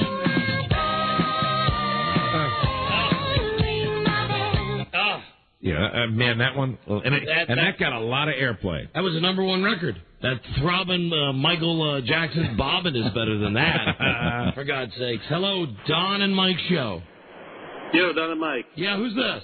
This is Joe from San Francisco Bay Area. I'm the one who went toe-to-toe with you last time. Oh, your challenger, your main challenger has returned. Returned to the ring. I think you may have me this time, though. It is a little bit out of my wheelhouse, so I'm going to give it a shot. I'm hiking my pants up right now. He is, too. I can name it in 2. I'll take it in 1. In 1? Good luck. I got it. You take it. Never Can Say Goodbye by Gloria Gaynor. Oh, man. Incidentally, if you want to know label, MGM. You are the god. Oh, it's a weird talent. I'll be back. All right, see you later, my friend. All right. You just mopped the floor with him that time. What, Mike? You mopped the floor with him that time. Yeah. See you, loser. I think it was on Classic Rock that he was able to go toe-to-toe. Yeah, he did very, very well. He actually beat me. Right. But I fixed him that time. Yes, you did. Don and Mike Show. Hello. I'll beat you till you love me, faggot. Don and Mike. Hey, hi. Hey, what's up, guys? Who's this? This is Chris from Reston. All right, Chris.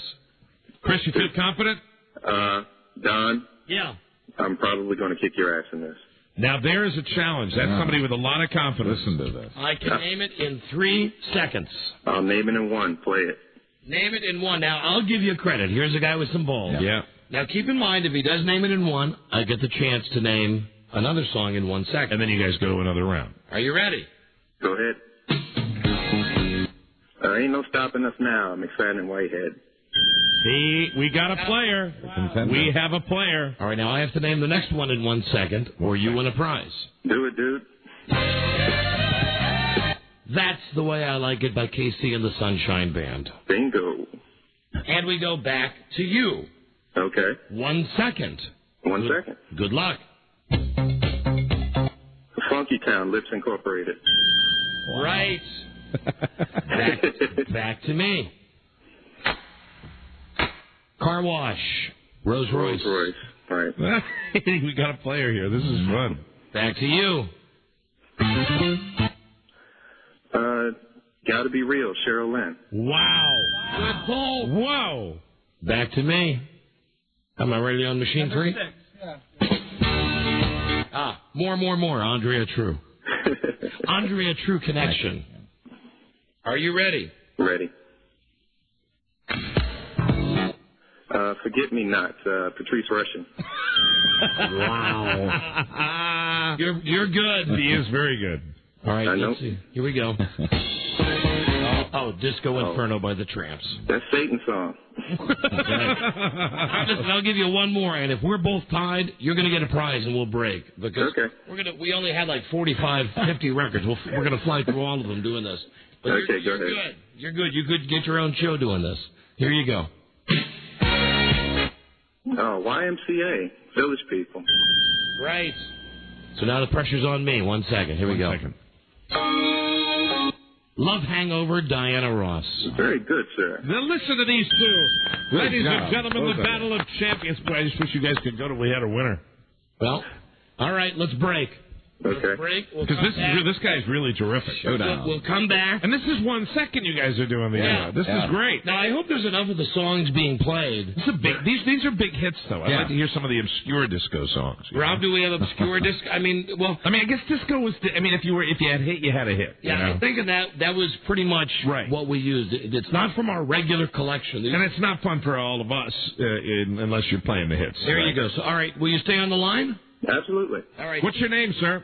My name's Chris. I'm the guy that bet Don about the Heat movie a couple weeks ago. Oh, why Chris? Oh, and you know what? I never even thanked you on the air. You actually, and without any prompting, you left $100 at the front desk, right? You bet, dude. Man, my word. Well, then you should know that $100 went to the charity called My Wife Doesn't Give Me Enough Money. I wish I could tell you that I'm one of those disc jockeys that, like, if a listener loses a bet and pays me money, I give the money to charity. No, I don't. Didn't happen. I kept the money. And you spent it.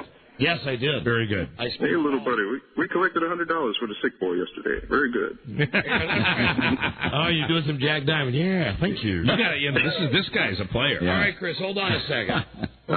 We'll come back for another round of Stump the Stoop right after this. This is the Don and Mike Show.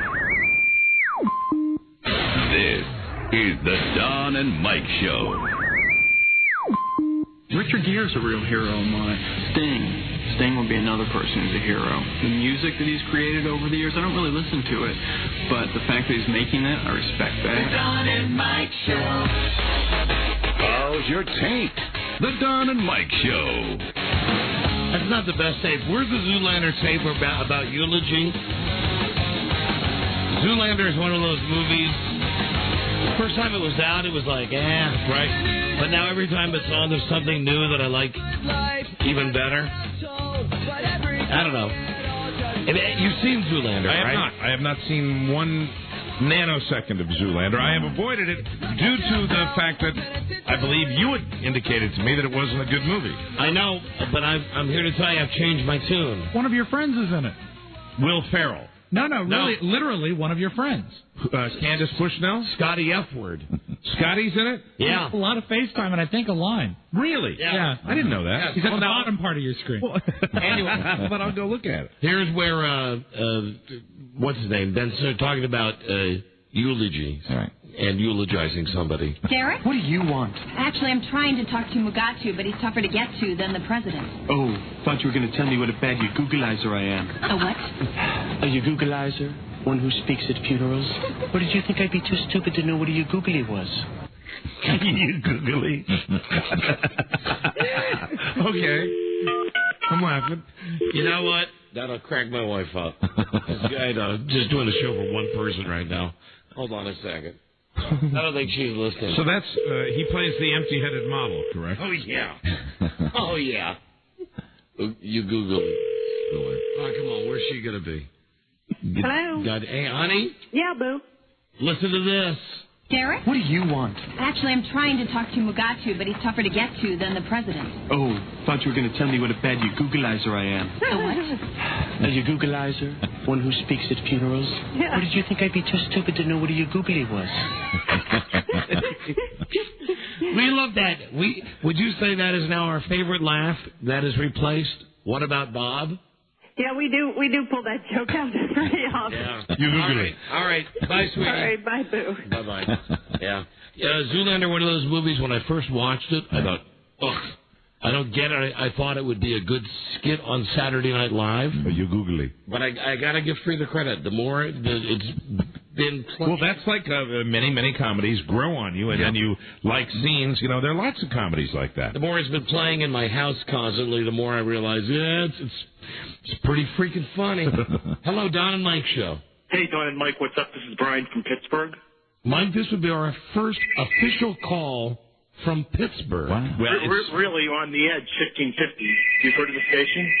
That would be our... What is that phone? That's my phone downstairs. Just ignore it, okay? Well, that would nice be to have that first phone call from Pittsburgh. our Pittsburgh radio station. Here's the only thing. Now, are you calling? Is it really Pittsburgh, or is it somewhere like outside of Pittsburgh? It's really Pittsburgh. It's actually in Braddock, but we get it well in Pittsburgh. Mike, I've worked at two different stations, 3 separate times in Pittsburgh. Right. Which one? 13Q, KQV, and B94. Yeah, B94 is going down the tubes now, by the way, because FM is... Okay, well, anyway, he's a radiophile. Yeah. But I'll tell you that a long time ago we announced we were going on in Pittsburgh. Right. But the station wasn't on the air because it was a station that was dark. Yeah, and they were starting from scratch. And now, obviously, the tower is up, and it's got a... the wooden tower is up, and now we are... From what I hear, it's got a decent signal. And we're getting a following. So we urge people in Pittsburgh to join the family. One guy, one call. And he was a radiophile. There you go. I scan the dial each and every day to find the shows. Before we get back to Stump the Stupe, when I was talking to my wife during the break, she's telling me it's sleeting and snowing like crazy out there where she is. Right. At our house, outside our studios, it's snowing. Nothing to worry about. Mike has over the last 2 hours gotten more and more of an attitude that you're refusing to believe that we're going to get what the National Weather Service says, which is now 6 to 10 inches. I think we may get that, but it's nothing to worry about. Anyway, let's call. Let me call very quickly. Okay.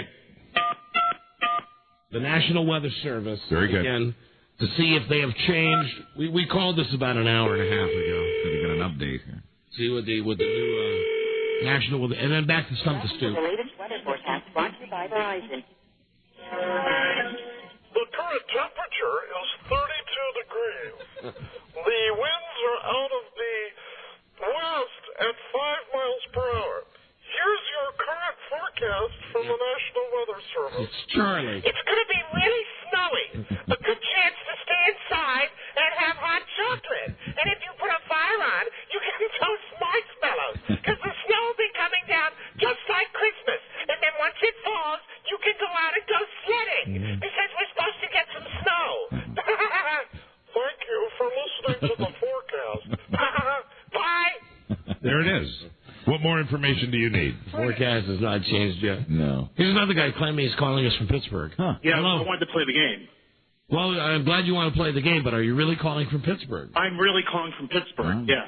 That's fantastic. Really? Hold on. Just Maybe we're discovering something in Pittsburgh. Are you calling from Pittsburgh? No, sir, Harrisburg. Harrisburg. Oh, well, screw you. Heatherburg. Who cares about that? Let me find the guy that I'm playing the game with. Chris. Hello. Chris? Don and Mike. Hello? Chris, Hello? are you there? Hello? No, Oh, no. It's a woman.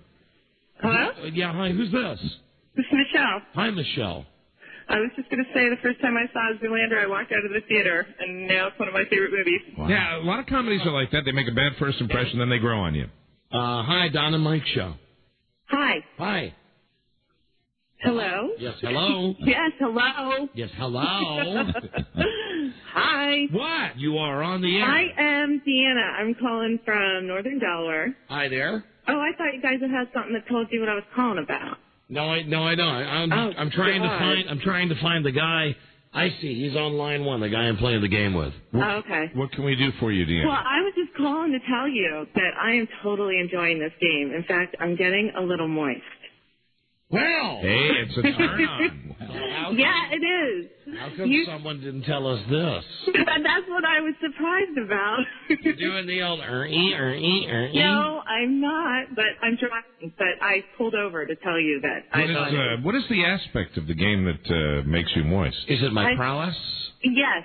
Thank you. Yes, it is both of your prowess. It's just amazing, and the gentlemanly type way that you're playing.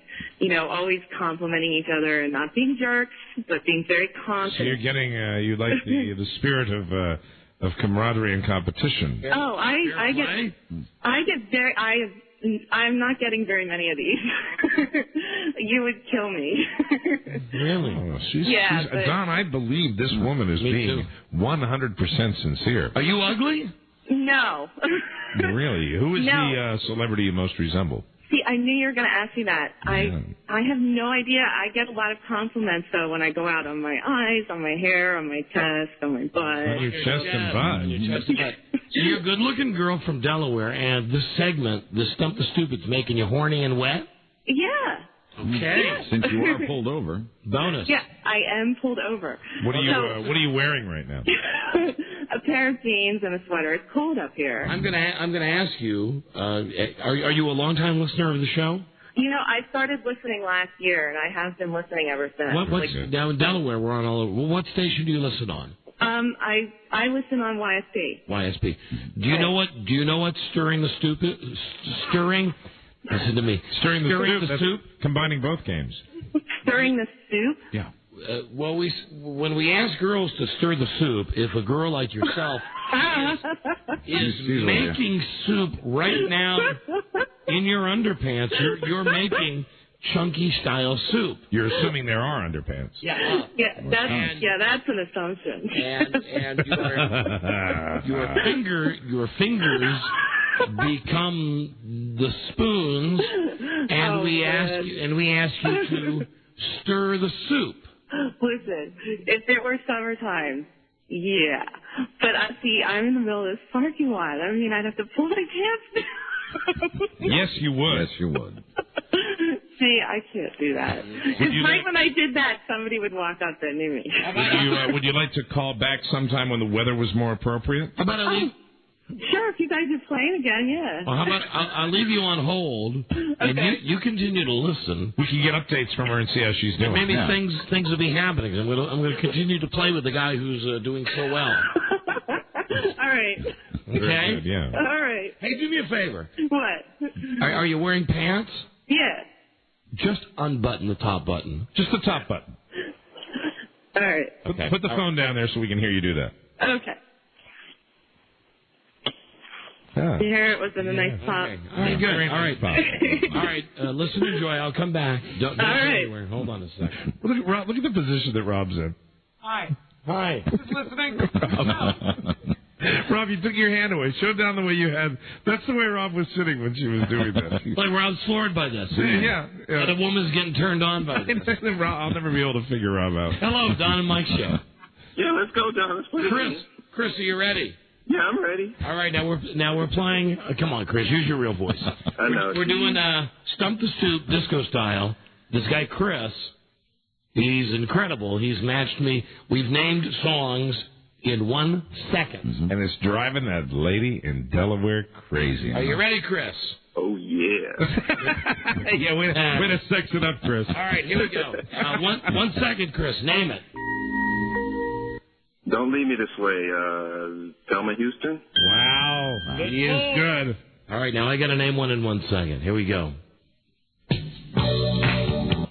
Shame by Evelyn Champagne King. I love some of the names in disco. Are you ready? Yes, sir. Chris, name it in 1 second. Oh.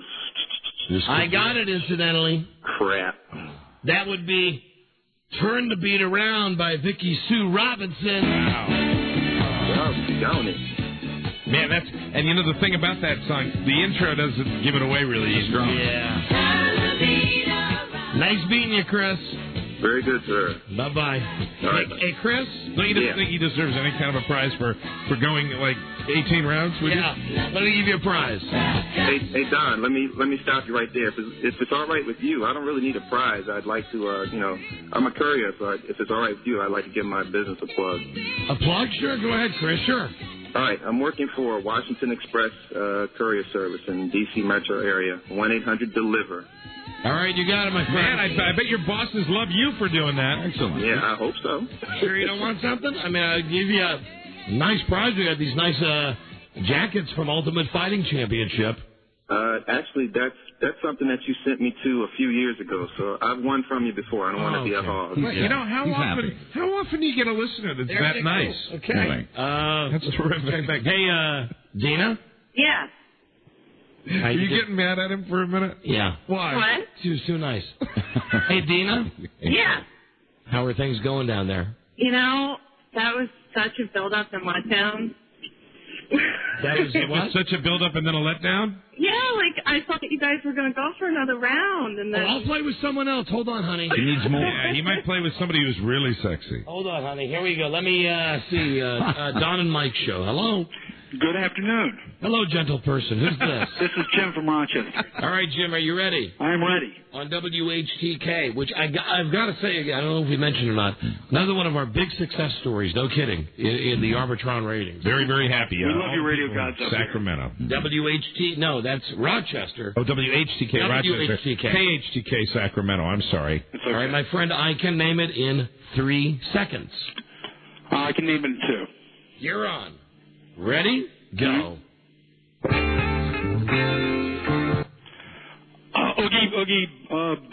Oogie, taste of honey. Yeah. That's pretty good. Mm-hmm. Very good. Doesn't get much easier than that. And here's mine in 2 seconds.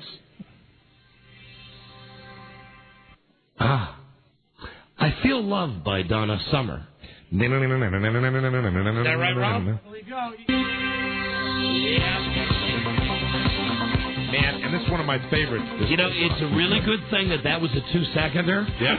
Because on 1 second... You don't hear anything. No, that was like impossible. All right, my friend, you ready for another round of 2 seconds? Let's do it. Okay. Robbie, you got him queued up? Yeah, you can go on that one. All right, here you go, sir. 2 seconds. Name it. Stump the Stupe. Dance with me, Peter Brown. Wow, that's good. That's obscure. Okay. Another player. 2 seconds for me. Boogular Nights by Heatwave.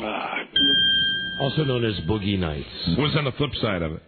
On the flip side of Boogie Nights, I have no idea. I don't either. By that time, I was playing cards, not records. Right. Did Heatwave do Always and Forever? They did. Then that was on the flip side of the disco version of the record. And it was Epic Records. Always and Forever. An orange label. Are you ready? Go. 2 seconds. Shake Your Groove thing. By? Damnation. No, it's not the Damnation. Wait. I lose. Peaches and Her. Damn. Thank you, Radio Gods. Hold on. If I don't get this one in 2, we'll continue. Here we go. Hold on a second. Then I'm just doing this play with you.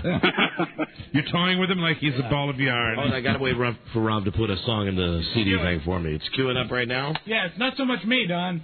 It's just a light that's saying stand by, stand by. Stand by. More disco coming up on your machine. You're a good player. You're not as good as that other guy. Hey. But you're pretty good. Here we go. 2 seconds. All right. Upside Down by Diana Ross. Easy for you. Nice beating you. Thank you. Bye-bye. See you.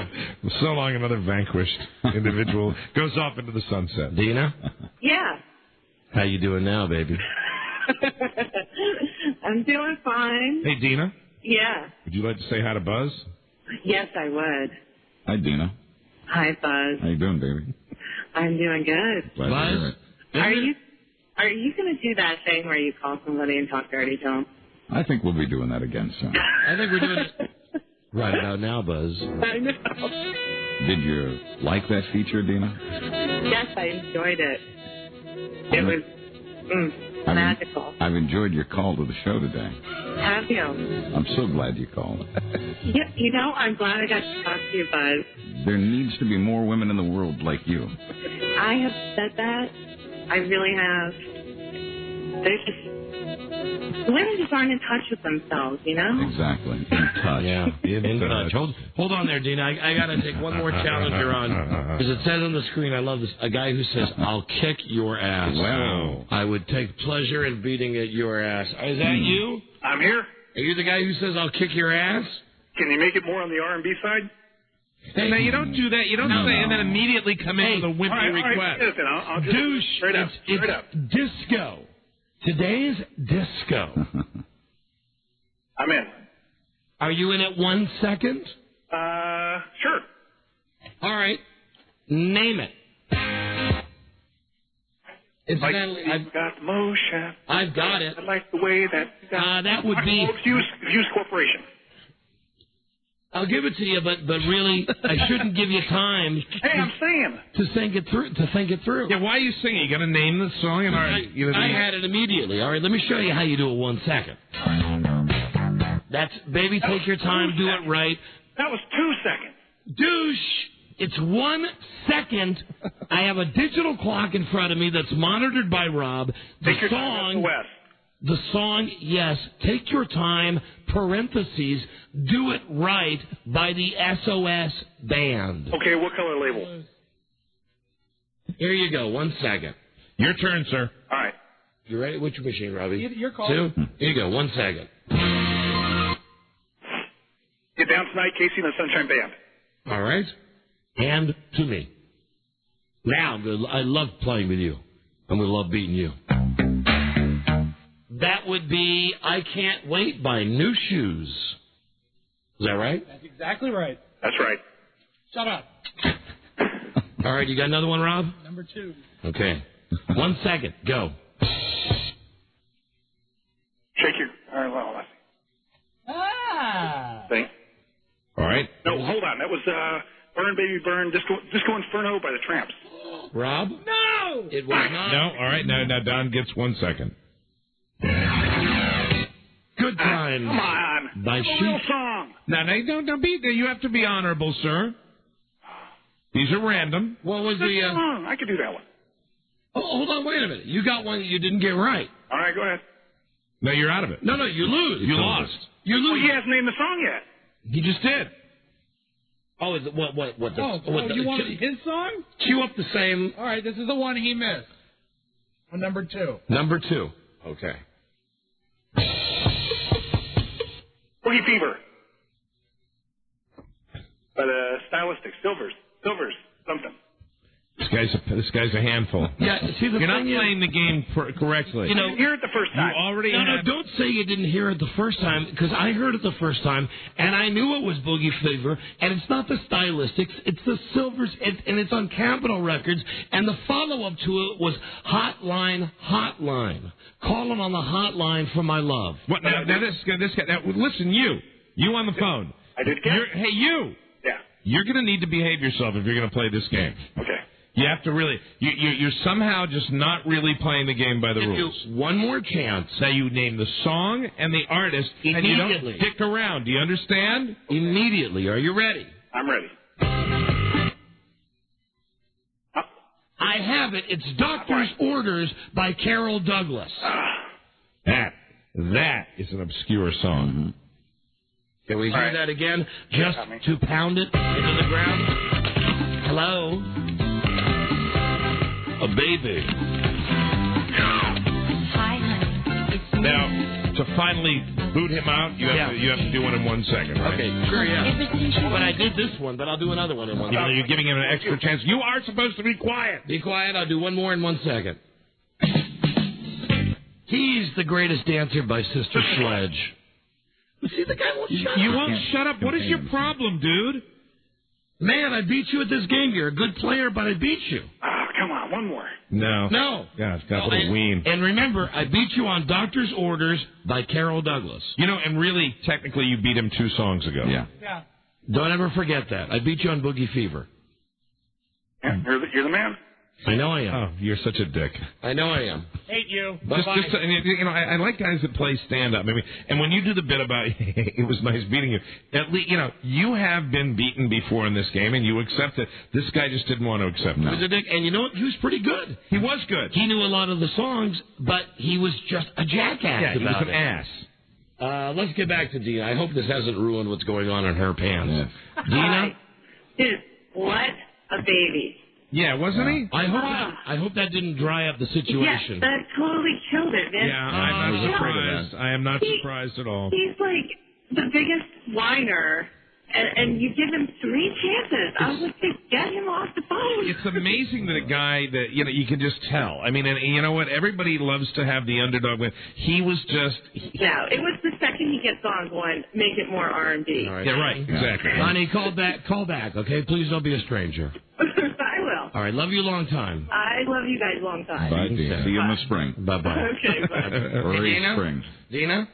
She's gone. Oh, she's gone. Spring, buds bursting. Okay, one more caller, and then that's it. And let's make this guy the last contestant. Hello, Don and Mike. Hey, Don and Mike. Hi, what's your name? Scott in Sacramento. Scott, are you ready? Yeah, buddy. I can name it in 3. Okay, I can name it in 2. Okay, go. That's Get Off by Foxy. That's pretty obscure there. Correct. Good start. To me, for 2 seconds. I'm Coming Out by Diana Ross. Bingo. It's the luck of the draw. You got an easy one there. All right. To you for 2 seconds.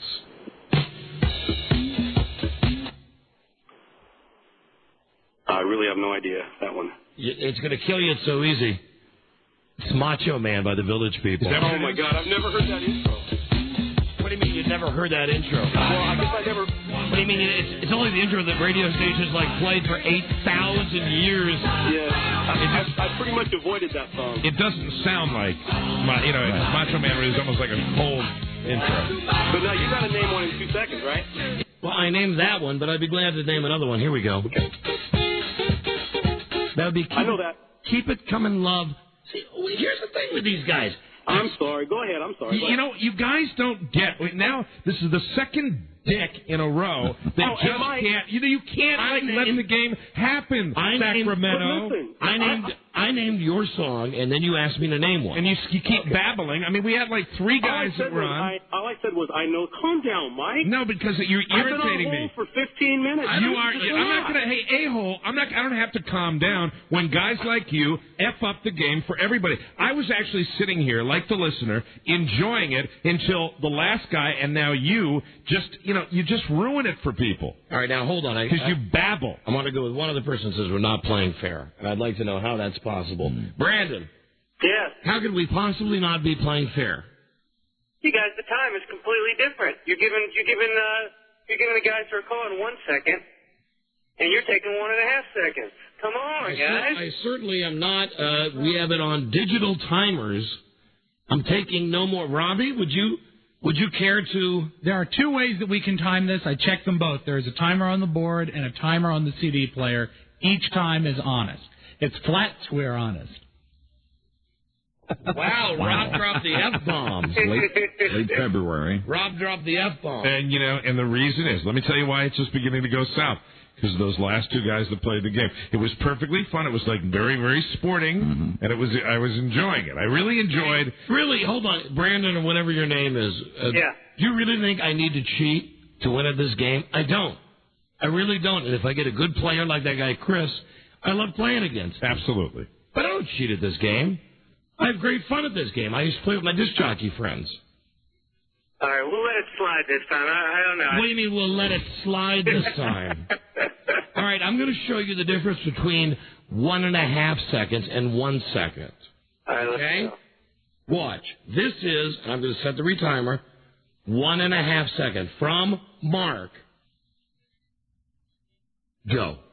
This is 1 second. Mark. Oh, I hung up on him. Oh, wrong Oh, button. dear. Sorry about that. Dick. ruin my fun game. You know, it was the 2 game led up to that, and you know, here we are having a nice, good time.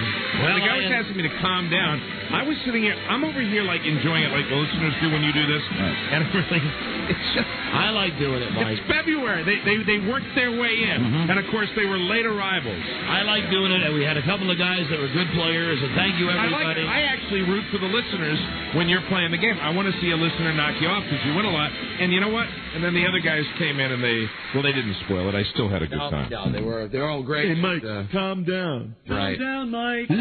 Yeah, because I'm stacking the deck with half a second. No, the advantage you have, and which is a legitimate advantage that we all have, is we hear it loud and clear down the phone. It's but you have actually turned it up, so when it goes down the line, it's easier now. And what I notice about the game is more people are able to hear it over the line. Yeah. It's true. More clearly than they did before. Anyway, it's great fun. And listen, I know one reason that people might be upset today is the weather. It might be the February blues, right? Or maybe it's the fact. Let's face it. Who's not upset? Freaking Mr. Rogers is dead. Yeah. Fred Rogers no longer with us. Okay? Okay, people? Can we deal with that? I don't know. I know I'm all upset about this.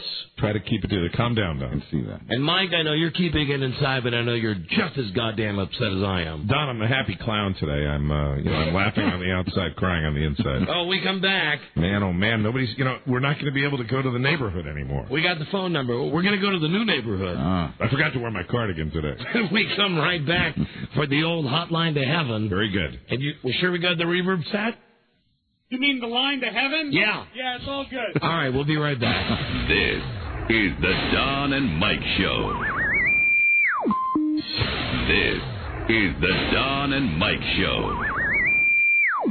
Hey, let's grab a couple calls off the blower. Hi, it's Grace. Hey, buddy, Grease. Yes, sir. Hey, long-time listener from Manassas. Hey, I like that. Manassas, Virginia, out here in Washington. Yes, sir. I have a problem, Grease. I was wondering if you could help me out with it. Sure. Yeah, my girlfriend, she likes ham and eggs upside down and nice and brown. Yes? Yeah, and you know what I'm talking about? I think I do, sir. Ham and eggs upside down, likes that thing nice and brown. Ain't nobody's business what I do. She thinks that I'm attacking when I'm just trying packing. Ain't nobody's business what I do. Well, all right, sir, whatever you and your honey do in the privacy of your own place is okay with me. Yeah, I love it. All right. All right, hop on the gee, Grease. All right, how about the guy? Yeah, buddy. Bye-bye. Hi, it's the Grease Man Show. What's cooking? The Don and Mike Show. Hey, thanks, Don and Mike. The stellar job today, I might add. You can call Don and Mike anytime from anywhere in America. 877-365-3636. They're ready to believe you. Have you heard I'm doing my morning show at night? Right. They rock. And that's for Tim, the Don and Mike Show. Hey, Don and Mike. Yeah. Yeah. Hi, this is Dirk. I think you guys are cheating too. Cheating at what? On the list, on the competition. I can name that in 1 second. How could that be? Because it's not the time that's wrong; it's the bandwidth that's wrong. The guys in the studio are listening to it on monitors okay, I'm not listening on a monitor. I'm listening in headphones. It's the same. If you would like to come down and play under the same conditions. No, I'm no good at this. But come on down. Listen, what I'm saying is, Dick, maybe the next time we do it, I'll go in the other room just to prove to dicks like you that I can play over the telephone and still win. Well, that'll be good because at least it'll be a fair competition. Would that be? I'm telling you, it's still not a fair competition because I'm like Rain Man at it. Well, that's good. Okay, idiot savant. Yes, that's right. Right. As opposed to you, just idiots. Well, I just know that you guys are cheating. We're not cheating. You might beat him anyway. What is wrong with you? What's wrong with me is that I understand the technical aspect that you incredible don't. Nerd. Listen, you are a pain in the ass. For the final time. The problem I hate you. I wish you were dead. That over the telephone. First. Down on the bandwidth. First. It comes down on the bandwidth. First. I've been in the business 30 years and have played these songs until they've come out my ass. What is wrong with people? What the hell is wrong with playing a game? What does it matter? Great, but if you were playing against yourself, you would have an advantage in the studio. I tell you what. We said do that. not have. We said that before we broke. We said that. Well, fine. I've been on hold, and I haven't heard. Fine, but why? It's a frivolous, meaningless radio game. What the hell is the problem? Well, I don't know. No, you don't know. That's the problem. If it means all that much to you, I guess it's not a frivolous radio game. It doesn't mean anything. Don does this for fun. For fun. Well, I that's play this. right, and takes a great amount of pride in it, and all I'm saying is make it a fair competition. Hey, Dick, God almighty, you are a pain in the ass. Dick, when I play with my disc jockey friends, I play for fun. What do you play with of theirs? Pardon? What are you talking about? Are you trying to be funny? With them. Now you're trying to inject levity. Why don't you just let us do our jobs? Well, because you're not very good at it. Good at what?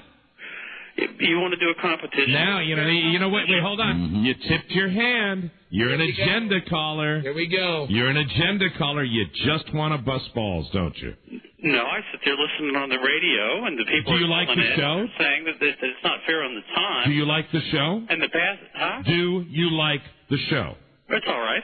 It's all right. Do you listen? Not often. Not often. So you're a ball buster. So this is you just got an one time. agenda. You just happen to be listening. Address my comment. That's Address my comment. The comment that you don't have any balls? I'm going to address your comment. You're wrong.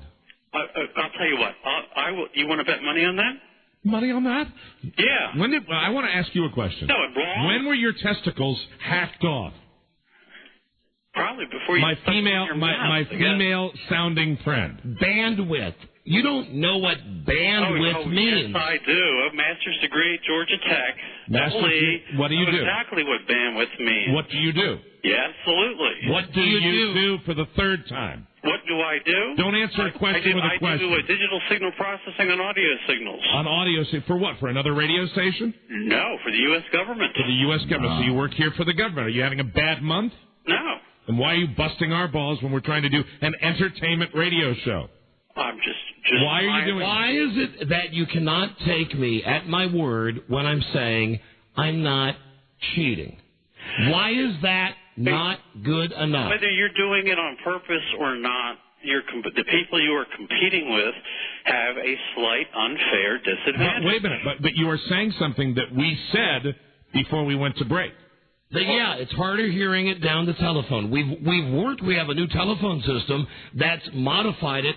I didn't notice anybody who played the game saying I couldn't hear the song, and as a matter of fact, that guy that played with you was going like head for head, like got 6 songs in a row. There were a couple of guys that might be better than you.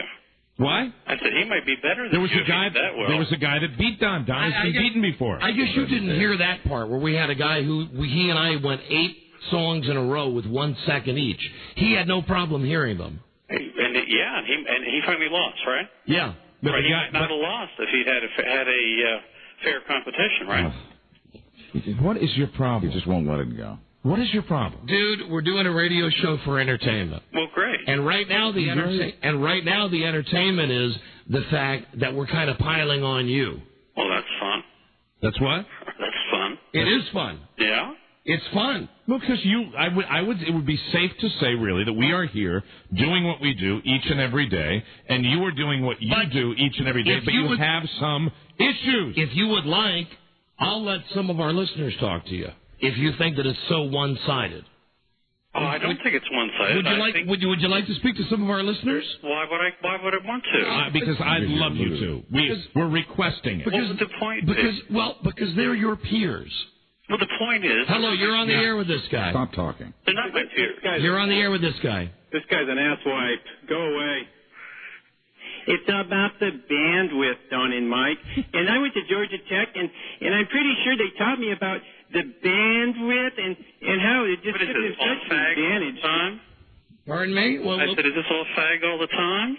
I think we've only got one. Yeah, it was when you called asswipe. Not that there's anything wrong with that either. All right, let's Except in this guy's case. let's see if we can find another person. You guys are pathetic. For you to talk. Yeah, we're pathetic. Yeah. Hey, you're pathetic. You're calling us. Hey, I just call in to make a comment. No, it's more than that. You called in. Together. You called to start a fight. To stand up on You your own. called to start a fight. You think that you can play in our arena, and you can't. You're not qualified. Now, either Mike or I. Arena. I'm not.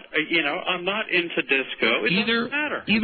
Listen, what genre of music are you into? Because I'll invite you to come down to the studio and put on the same headphones I have, and I'll kick your ass. You know what? Hey, do one more. Give him double the time. Give him that. You do it in 1 second, he gets 2 seconds. No, see, you want me to compete in what you do. Well, you're commenting on it. I do. You're commenting on it. Well, you don't understand. I don't understand what. You know, the fact of the matter is that we are doing very simple radio station. We're doing shut up. La la la. I'm not gonna la la la la la la la la la la la la la. You will never be heard. You will never be heard. What was that? Are you hanging up? We win. Bye-bye. The sad part is he's made Dina dry. He's made me dry, too. Jesus Christ. Oh, God, you can't even have any fun. No, apparently not. Oh, well, sure you can, Mike. That's fun. Even that's fun. I want to, man, yeah. I want to get physical. Hey, Don and Mike. Hey, guys. Hey. Love your show. Thanks. Hey, first of all, okay, that guy's lost his mind. Well, you know what? He's really pushing me over the edge, too. Maybe it's because of the snow, too. I know. Mike is mad about the snow. Mike is outside during the commercials looking at the weather, and you are mad. Totally pissed off. Late in the rush hour. Started at 3. Blizzarding. I think he's had a little bit too many bandwidths go through his brain. Well, it's just, really when we're playing a very innocent, fun little game, and, come on, you tweak up the fact that, hey, I beat you, goodbye. You work that up, and then a guy like that takes it serious. But also, I'll tell you, I enjoy it when a guy like Chris or the other guy goes head to head. I know you do. And that, for me, is fun. And it's frustrating. And it's also frustrating when the guy brings up a point that I said right before we went to break, where you definitely have an advantage over the callers, and you agreed because you hear it through headphones, they hear it over the phone, and we said that, and then he starts again with, let me tell you about bandwidth. But just to repeat, though. Let me tell you about bandwidth when my testicles were removed. Not one of the people that played that game, about 10 people played, not one person said at any point, I am having a hard time hearing. I can't hear it. Please play it again. The simple way to handle it is next time you double the time the listener gets to hear it. And if the listener can win every single time, they can beat you by naming the song in one note. Hello. Hello. Because then you won't be able to hear the song. Don and Mike, hello. Hello, how are you guys? We're okay. I have to tell you, there's a guy that you just had on the phone. It stressed me out so bad. I wanted to reach the phone and strangle him. I am so glad that somebody commiserates with me on the fact that that guy made me about as angry as anybody makes me on this show. Oh my! I'm sitting here driving my car and my blood is just boiling. Oh my God! There's something about there was a combination of his battle, which was meaningless, his tone, and his female sounding voice. No offense to you, but he was a man, and he had that just. Oh God! I wanted to kill him. Hello, Don and Mike show. Don and Mike, my brothers. Hey. Hey, I love this game, as a matter of fact. I enjoy it. I think that, Don, I could play you. You'd kick my ass 99 times out of 100.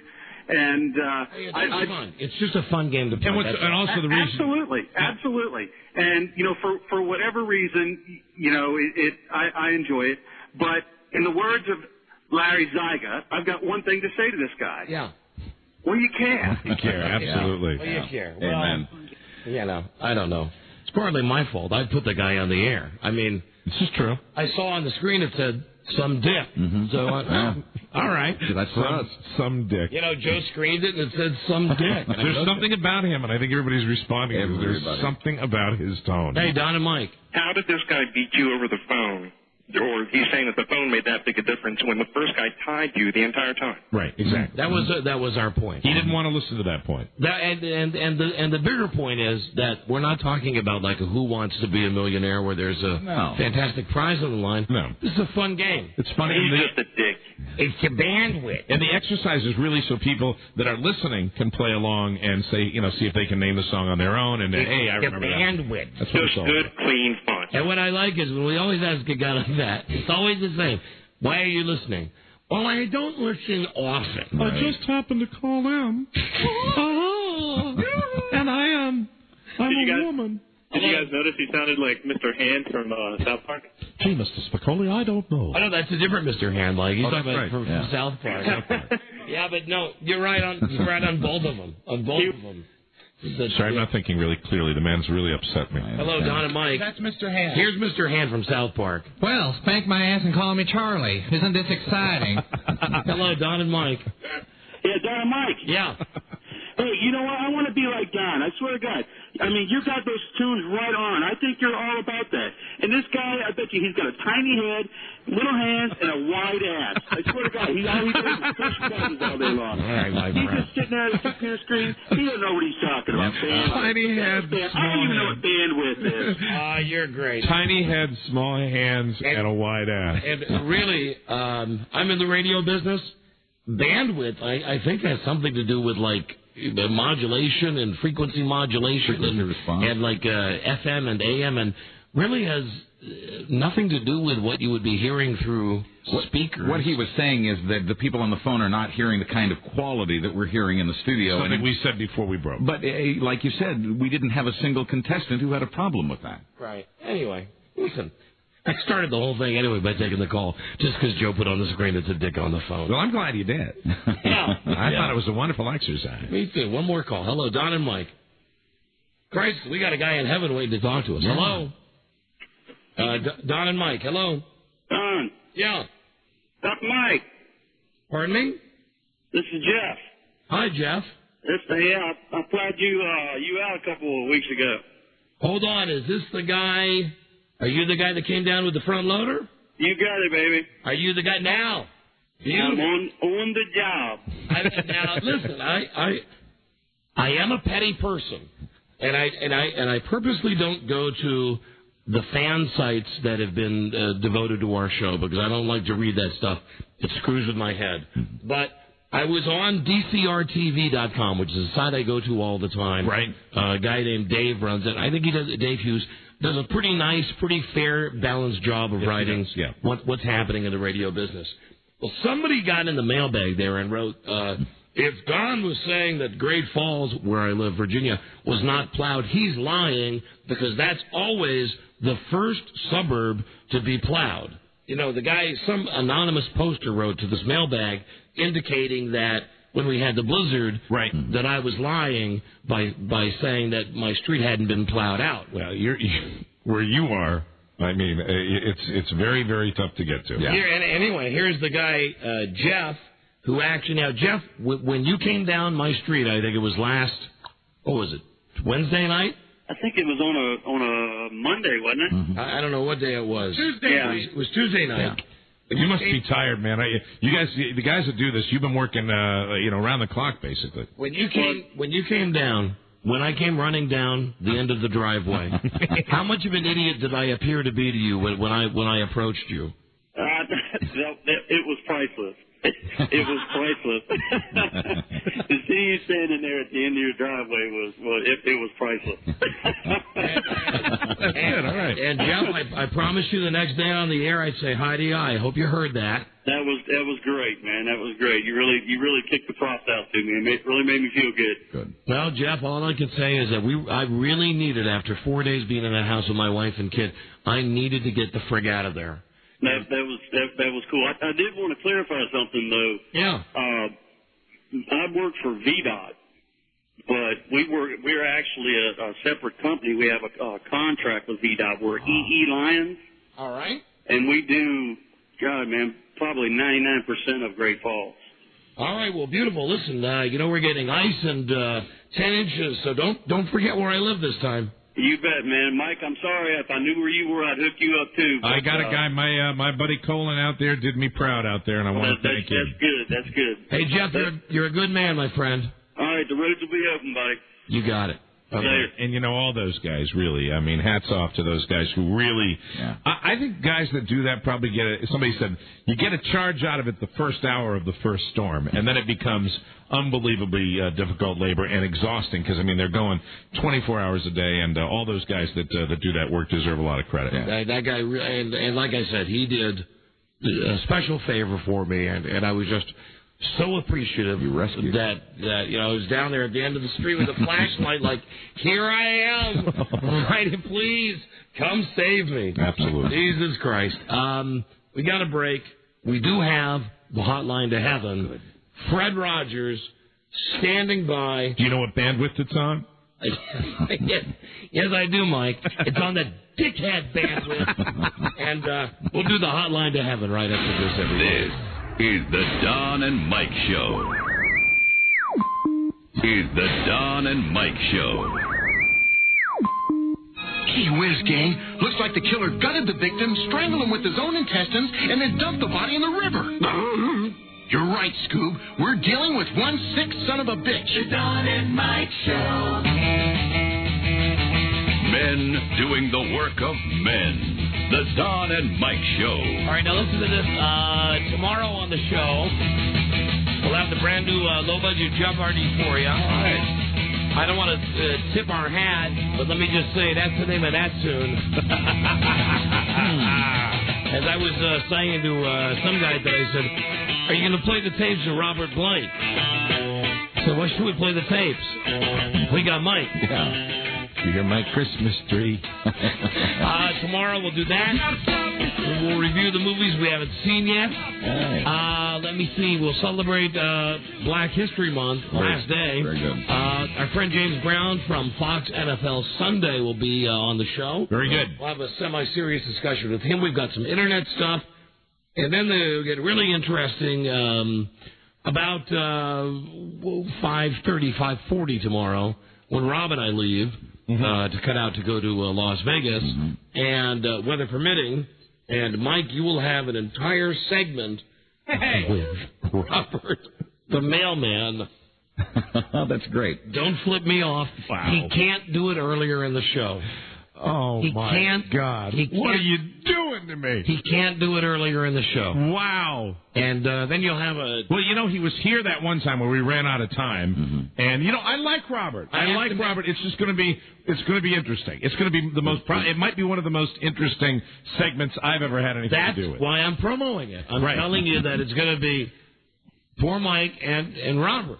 Then that would be poor me and Robert. And we'll see. And you know what? I'm going to let Robert... buffer. I'm going to let Robert go to town. No buffer. I'm going to let Robert go to town, but I will take, and Robert should be prepared for this, I'm going to take some phone calls for Robert. And let him deal with some of the love we've dealt with. And then Mike and Buzz will do the news show and wind it up together. And Rob and I thank you very much tomorrow. Very good. Enjoy your trip, Bob. For helping us out.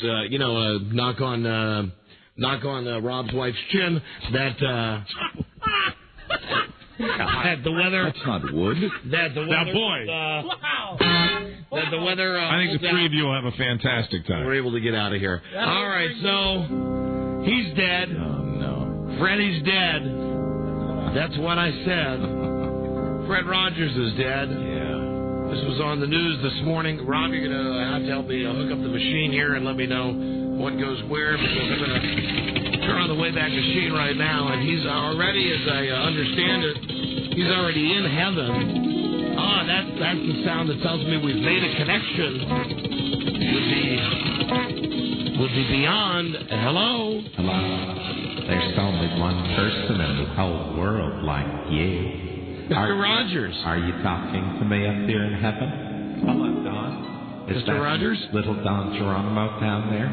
Hi, this is Fred Rogers. I'm dead. Hey, Fred. How are you? Hey, Mr. Rogers. Good to be talking to you. It's okay. I've got to tell you something. I've got a message for you. What's that? Death is not a bad thing. I'm up here in heaven, and I still want all my friends that come to my neighborhood of make-believe to realize that there's only one person in the world just like you. I'm up here wearing my cardigan sweater over my skeletal body, and we just want to say happy to you. Are you sad that I'm gone? There's no need to be sad. I'm not sad at all. It's okay. I just want to tell all my young little fans out there that it's okay to be sad. Sad is okay. It's okay to feel sad, and it's okay because there's only one you, and you are you. I think one of your fans may have just called our show a second ago. Was that the gentleman that graduated with a master's degree from Georgia Tech? The bandwidth guy? He's a faggot. He's a faggot? I just thought I'd share that with you. He used to catch for me years ago. Yes, I was the pitcher, he was the catcher.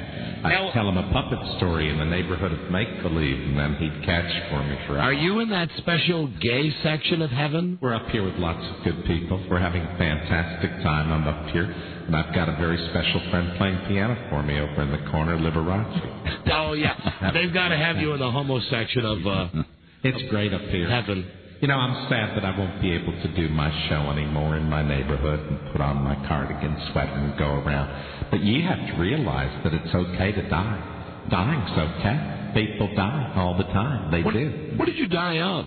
I died of a very serious and long-term, short-term disease. Wow. I used to catch for King Friday. Who the hell is King Friday? I know he's one of the... I shouldn't read things put in front of me. He's one of the puppets on the show, right, Robbie? King Friday was a puppet. Would you like me to tell you a puppet story? Would you like to take the trolley into the land of make-believe? Yeah. Oh, let's go over there right now. It's a beautiful day in the neighborhood, so let's get together and have some fun. This is my hood, Don, and I've got it all recreated up here in heaven with the train and the little village, and I'm going to take my socks off right now and rub my feet. And if you'll notice, I have a great degree of flexibility right now. I'm going to begin to suck on my own toes. Take a look. Would you like to see me suck on my toes? Yeah. That's good foot. That's good foot. I'm so flexible now, I can actually take my leg off and suck on my toe. You can do magical things. You can do magical things in heaven. You have actually taken your leg off? That's true, Don. We've got a new name for my trolley that used to drive into my land of make-believe. What's that? We call it the Death Train now. We're on the Death Train. You'll notice, take a look over here. Donald? Yeah? Come with me. Okay. Take a look at my little neighborhood. You'll notice that all my little buildings in the neighborhood are decorated with black crepe, and they have lovely little death windows on the train. It's a funeral train is what it is. Oh, and there's look at their skull and crossbones everywhere. It's a theme we've got over here. Look, take a look. We go around the corner of my little neighborhood. Look over in my little neighborhood, my little funeral neighborhood. We're having a funeral. See, over here's my toy make-believe village. That's my toy make-believe funeral home that I've got. And if you look through that window, come down here, Donnie. Take a look. All right, I'm looking. Look in see the little window? That's a little toy casket. That's a tiny little toy casket that you can make your own funerals and pretend that one of your play friends has died and gone to heaven. You can have a wonderful time. Over here, I've got my little bouquets of toy flowers.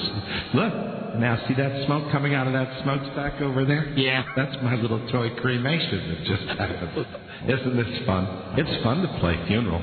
You can play funeral just like you can play baby's born. It's the cycle of life, and it means you're special. Don't you know you're special? Don't you know you're special? So you're up in what, the gay wing, the fag wing of heaven? Well, we're just in a special dormitory up here, but we have the full reign. We can see everybody. But I'd like to sing my special funeral song if you'd like to hear it. Oh, we'd love to hear it, please. It's time for my cremation now. It's time for my cremation. Let's pretend to embalm Mr. McFeely right now. It's time for the cremation. Having a good time. Oh, it's funeral time in the neighborhood. The neighbors are gathering for my funeral in the neighborhood, having a great time. They're going to be eulogizing me shortly, talking about what a wonderful person I am. All right, then let's listen. Our time is limited, so let's get right to it. How do you feel about me dying? Are you sad? It's okay to be sad, Don. I could care less. Would you like me to tell you a puppet story in the neighborhood of make-believe? I'd like to know this, Fred. Yes, go ahead, Don. How did you really feel about all the little kids that you broadcast to? I really didn't like them at all. It was a living. Actually, the truth was I didn't have to talk like this. I talked like this because I thought it was perfect for my show, and everybody thought I was so good and innocent when, in fact, I used to actually torture calves. I did. We can carve our own headstones out of soap and make make-believe funeral stones. Wouldn't that be lots of fun? Were you a male prostitute? No, not a chance. No. Did you ever frequent male prostitutes? I never did. No, never any need. I had plenty of play friends. Would you do me a big favor since I didn't get a chance to say goodbye? Yeah. I'd like to say goodbye to Homo Joe if you get an opportunity to talk. Oh, you know Joe? I just thought he was wonderful. And 2 other people I'd like to say goodbye to if I could. Sure. 2 people that are very funny and very talented. Who's that? I'd like to say farewell to Merv Griffin, and also I'd like to say goodbye to Carrot Top, who does those funny little TV commercials. I never got a chance to have Carrot Top. What about Fez Watley? Fez Watley's a good man. Yes, say goodbye to Fez. I overlooked him. He could come to the neighborhood of make-believe anytime he wanted to, and we could carve our little make-believe soaked headstones and make them up. Be so much fun. It's great to play funeral in the land of make-believe. Oh, we're playing little funeral in the land of make-believe. So, Mr. Rogers, we've now established the fact that you really don't like children. Would you like to play my Sex in the Church contest?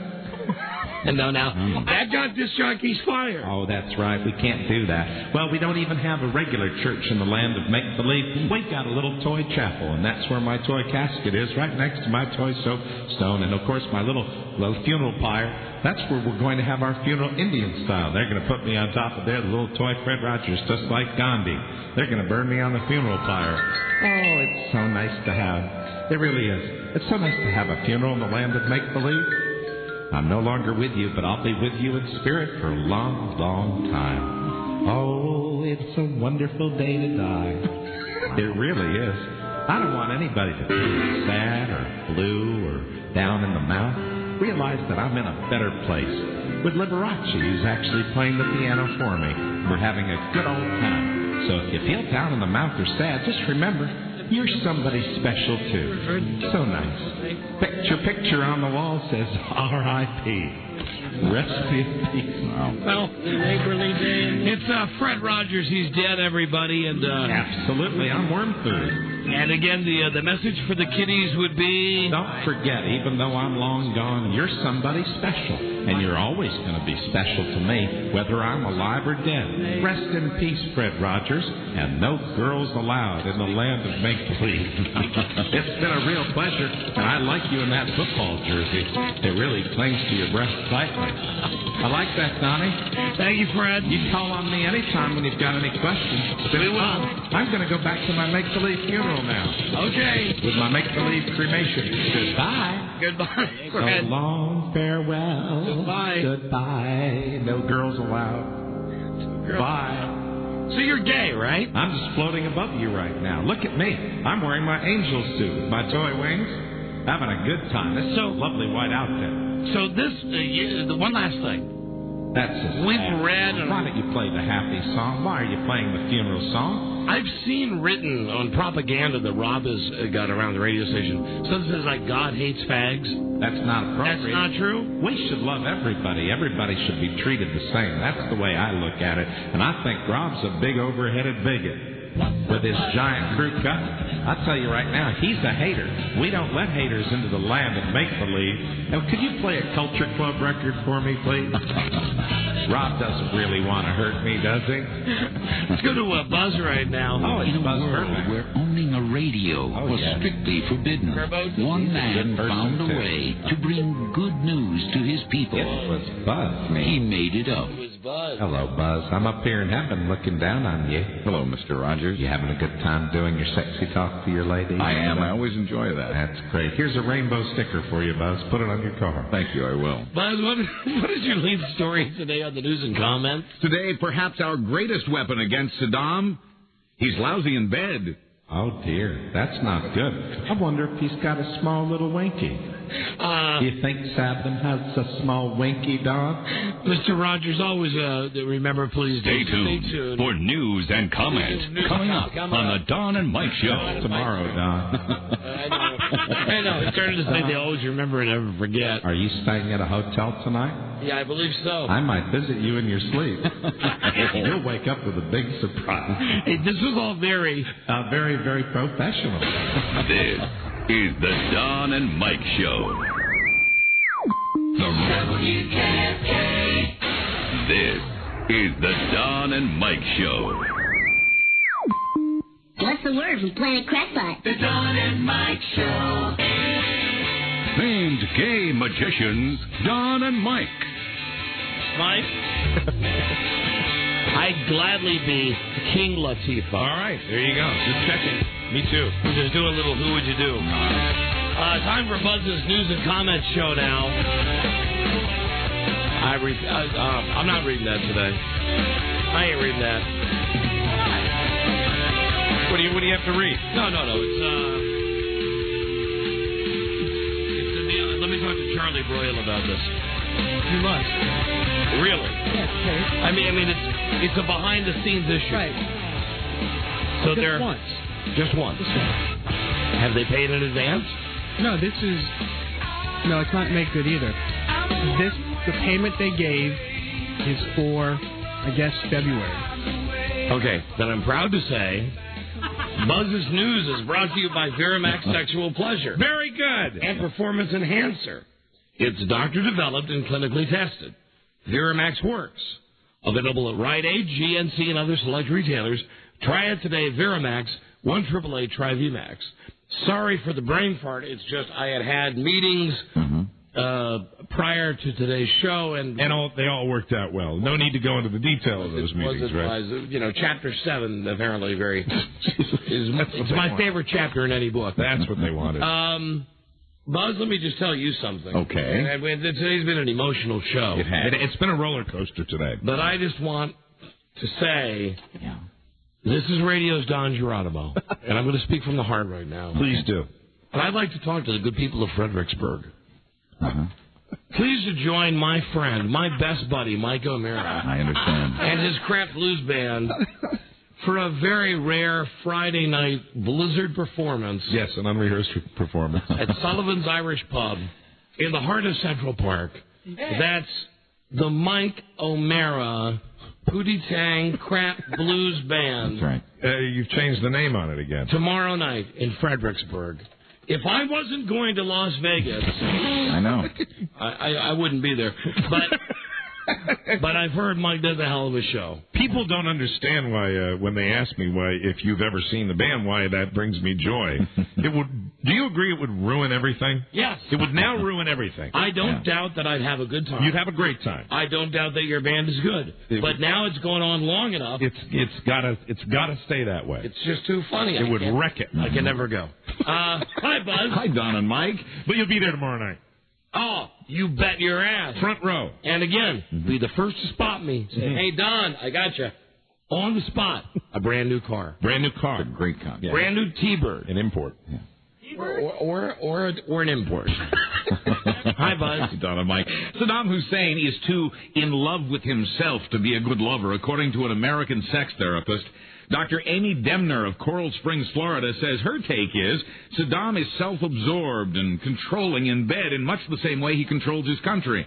She says every person develops their ideas about sex at an early age. She calls that the love code. She says the love code determines the way we act with lovers later in life. Saddam had an abusive stepfather and a mother who tried to abort him and then abandoned him as a baby. Wow. Dr. Amy says that made Saddam unable to bond with others and forced him to rely on himself.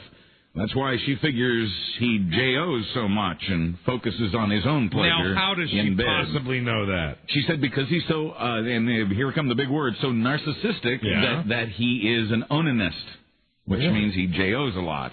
And meaning one. Hello? Mm-hmm. Right. Hold on a second. Hello? Hey, wait, you look who's dropped. Oops.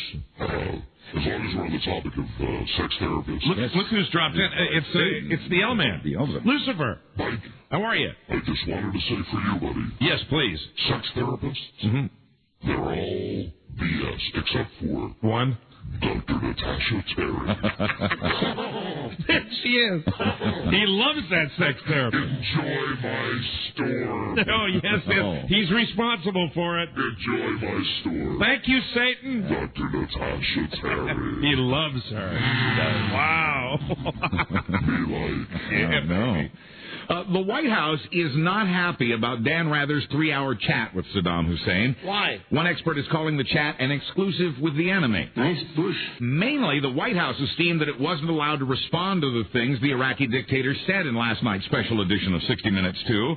CBS says it would be happy to let the White House respond to what the administration's calling lies and irresponsible propaganda. The White House claims CBS was only interested in a rebuttal if it was given by President Bush himself. Does the White House realize that more people watched American Idol than watched that show last night? I don't think they realize that. I mean, everybody... We know he's the enemy. Right. I mean, it's a news story. I mean, this worries me about this administration. I tried to watch it until the Robert Blake show came on. Right. And it was polite conversation. Very difficult because of the translation aspect to stay with it. Yeah, he'd ask the question, and then, I don't know why in the editing, why you have to hear the mumbo-jumbo Iraqi language, why you don't just get immediately the guy saying, I do not mean everything that you... Paging Mr. Herbert. Paging Mr. Herbert. It's a pain. Yeah, but a little tedious. Yeah, very, very tedious, Buzz. Thank you. I mean, that just brings the White House down a notch when they're saying, hey, we want to respond. We're Americans. We know he's the enemy. Well, the network says our government's had lots of chances to express its views, and it's taken advantage of those. Hey, the last time I checked, no offense, Bush can go on TV anytime he wants. Absolutely. He has. He calls up and says, I want to be on tonight at 8 o'clock. Right. He's on at 8. Right. Even on Fox. He stated his case. He's made his argument. He continues to make his argument. He's goofy about Saddam, though. This was Saddam's first American interview in 13 years. Some 40 million people saw the end of Joe Millionaire, and still more people just heard about it. But Fox is hoping there are at least 20 women out there who are totally clueless about the show and its wicked game. The network, which at first called the show a one-time thing, is dead set on doing it again. Considering the ratings and the money they bring, who can blame them? And Fox isn't stupid, quoting one exec, it can't be done identically to our first for obvious reasons. You know, if it would, now those would be the women I'd like to see. Yeah. I think it's entirely possible that you could find 20 women in a country of 250 million that would be so dumb, so far removed, they hadn't heard about it. And if not, why don't we get some European babes? How about this? No. How about this? Why don't you have the competition be, you don't know whether he has it or he doesn't. You make Joe Millionaire, and they still have to impress him, and it's all the dynamic of whether he has it or not. We see you get the same kind of thing. They just don't know whether he has, $20 million or he doesn't. No. How about this? No. 2 guys, one a millionaire, one not. And you have to figure out which is the one with the money. Or you just step up the line and say, no, this isn't Joe Millionaire. Evan Marriott. You know what, Buzz, I think that it's a supreme mistake. Yeah. Doing it again? Yeah, I think that they hit gold. They really hit gold. Yep. It'll be the biggest reality show of all time. Right. They should let it go. I felt that way about the first season of Survivor. I liked that season. I haven't watched it since. How about you make him gay? There's a twist. Evan Marriott. Mike, not all of America's ready for that. This is true. I know you are. I am. I was full of men. Oh, I got trivia for you right now. Can you tell me who wrote the song It's Raining Men? I know. Who wrote it? I know it was performed by the Weather Girls.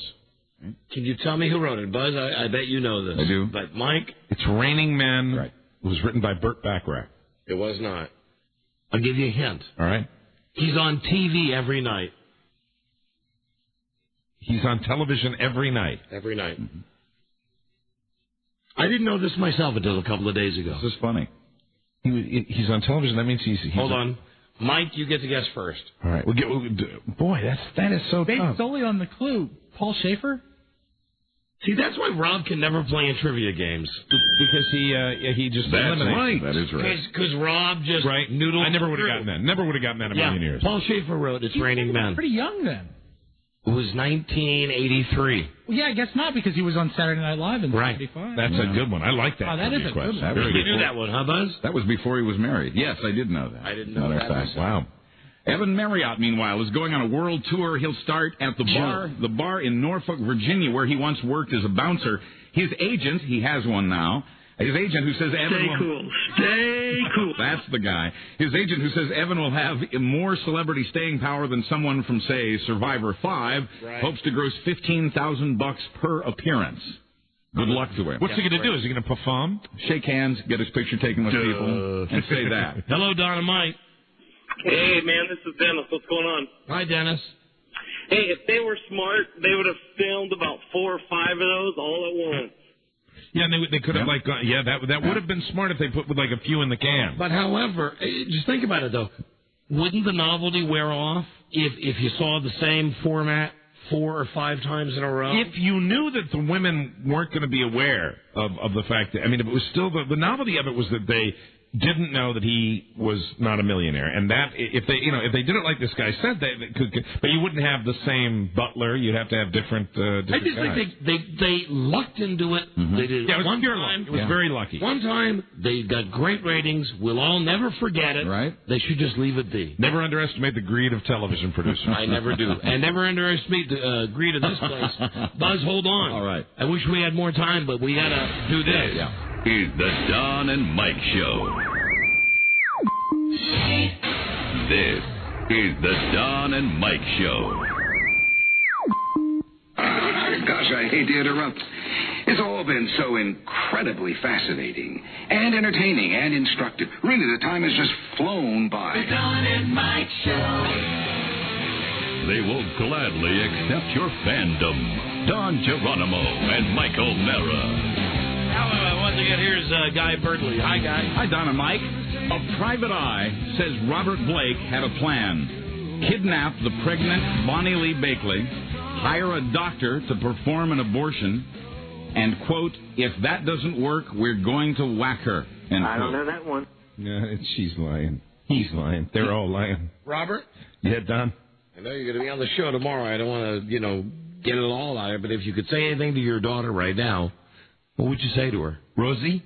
To Rosie. You're my Easter bunny. You're my Christmas tree. And life is a spectacular gift. Don't forget that. God, they're trying to take away my life. What would you say if you were never able to get out of prison? I'd say I'm dead already. When they shut that door, I'm not there. That's all there is to it. Rosie, let me look at that camera with my anus eyes. The investigator's testimony was the most damaging yet in a hearing that started Wednesday. The LAPI, formerly with the LAPD, says Blake contacted him in October of '99. He says the actor told him he'd knocked up a one-night stand and suggested she be killed. The private eye says he asked Blake, "Are you out of your effing mind?" An audio tape played in court has Bonnie telling Robert, "I just wanted to be with you, you know? Why can't I be with you? I won't bring the baby around, I promise." Blake responds, "You lied to me. You double-crossed me. You swore to me on your life." David Letterman almost never misses a show, and when he does, he rarely lets someone else fill in. Me either, Buzz. Last night, tomorrow will be for you. Last night was one of those rare occasions. The gap-toothed late-night host has an eye infection, so last night, scheduled guest Bruce Willis became a last-minute substitute for Dave. It was Dave's first absence since heart surgery 3 years ago. Before that, he never missed a show in more than 20 years of late-night TV. Humble opinion? Yes? Should have run a rerun. Yeah, well, don't expect to see Willis or anyone else filling in tonight or anytime soon. Yeah, it was awkward, but it was certainly unique. I mean, I certainly stayed with it because I wanted to see how Bruce Willis would do. But Bruce Willis is not a talk show host. Exactly. The producers say they will use reruns Thursday and Friday. The show is scheduled for reruns anyway next week. Wow, he gets a lot of vacation. What's wrong with him? What's up with that? Wow. In sports, the Cowboys have released the leading rusher in NFL history. Emmitt Smith is leaving Dallas after 13 seasons. Says he'll play for another team next season. Smith turns 34 in May. His salary would have cost the team nearly $10 million against the cap. And the Yankees' David Wells says he was half drunk when he pitched his perfect game in 1998. In his upcoming autobiography, Wells says he'd only had an hour's sleep after getting drunk at a Saturday Night Live cast party. He says he took caffeine and aspirin before the game. He says he has also taken ephedra, which has just been banned in the minor leagues. I can't believe that. Before he pitches. Because, I mean, you hear about Major League pitchers that, the night before their games, right. I mean, that's just this religious thing they do, The whole Mickey Mantle thing, though, right? That he went out, like, when he was bombed. Oh, yeah. You got to get loose. He would hit those home runs, and and Babe Ruth, even worse. So, the dumbass fans don't know how hard that was. Finally, remember Cheech and Chong? Look at Mike. Yeah, right now. Every day. Come on. On his game. Only half drunk.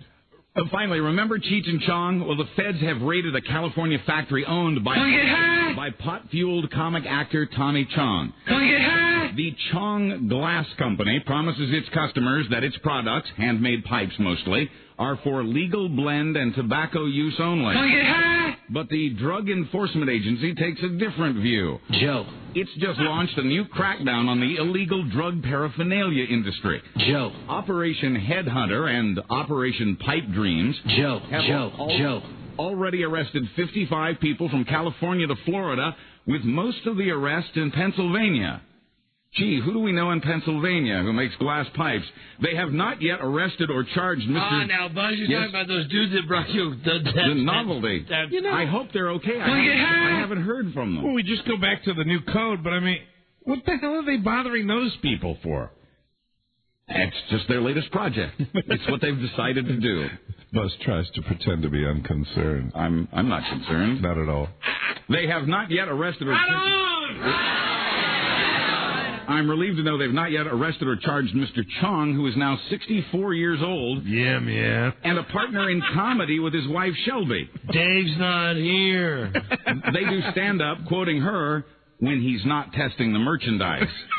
I'm Buzz Burbank on the Don and Mike Show. Thank you, Buzz. No, we gotta go now. We'll see you tomorrow with the all-new episode, okay? All right, good day to you, sir. Good day to you, sir. Good day to you, sir. Good day to you, sir. Hey.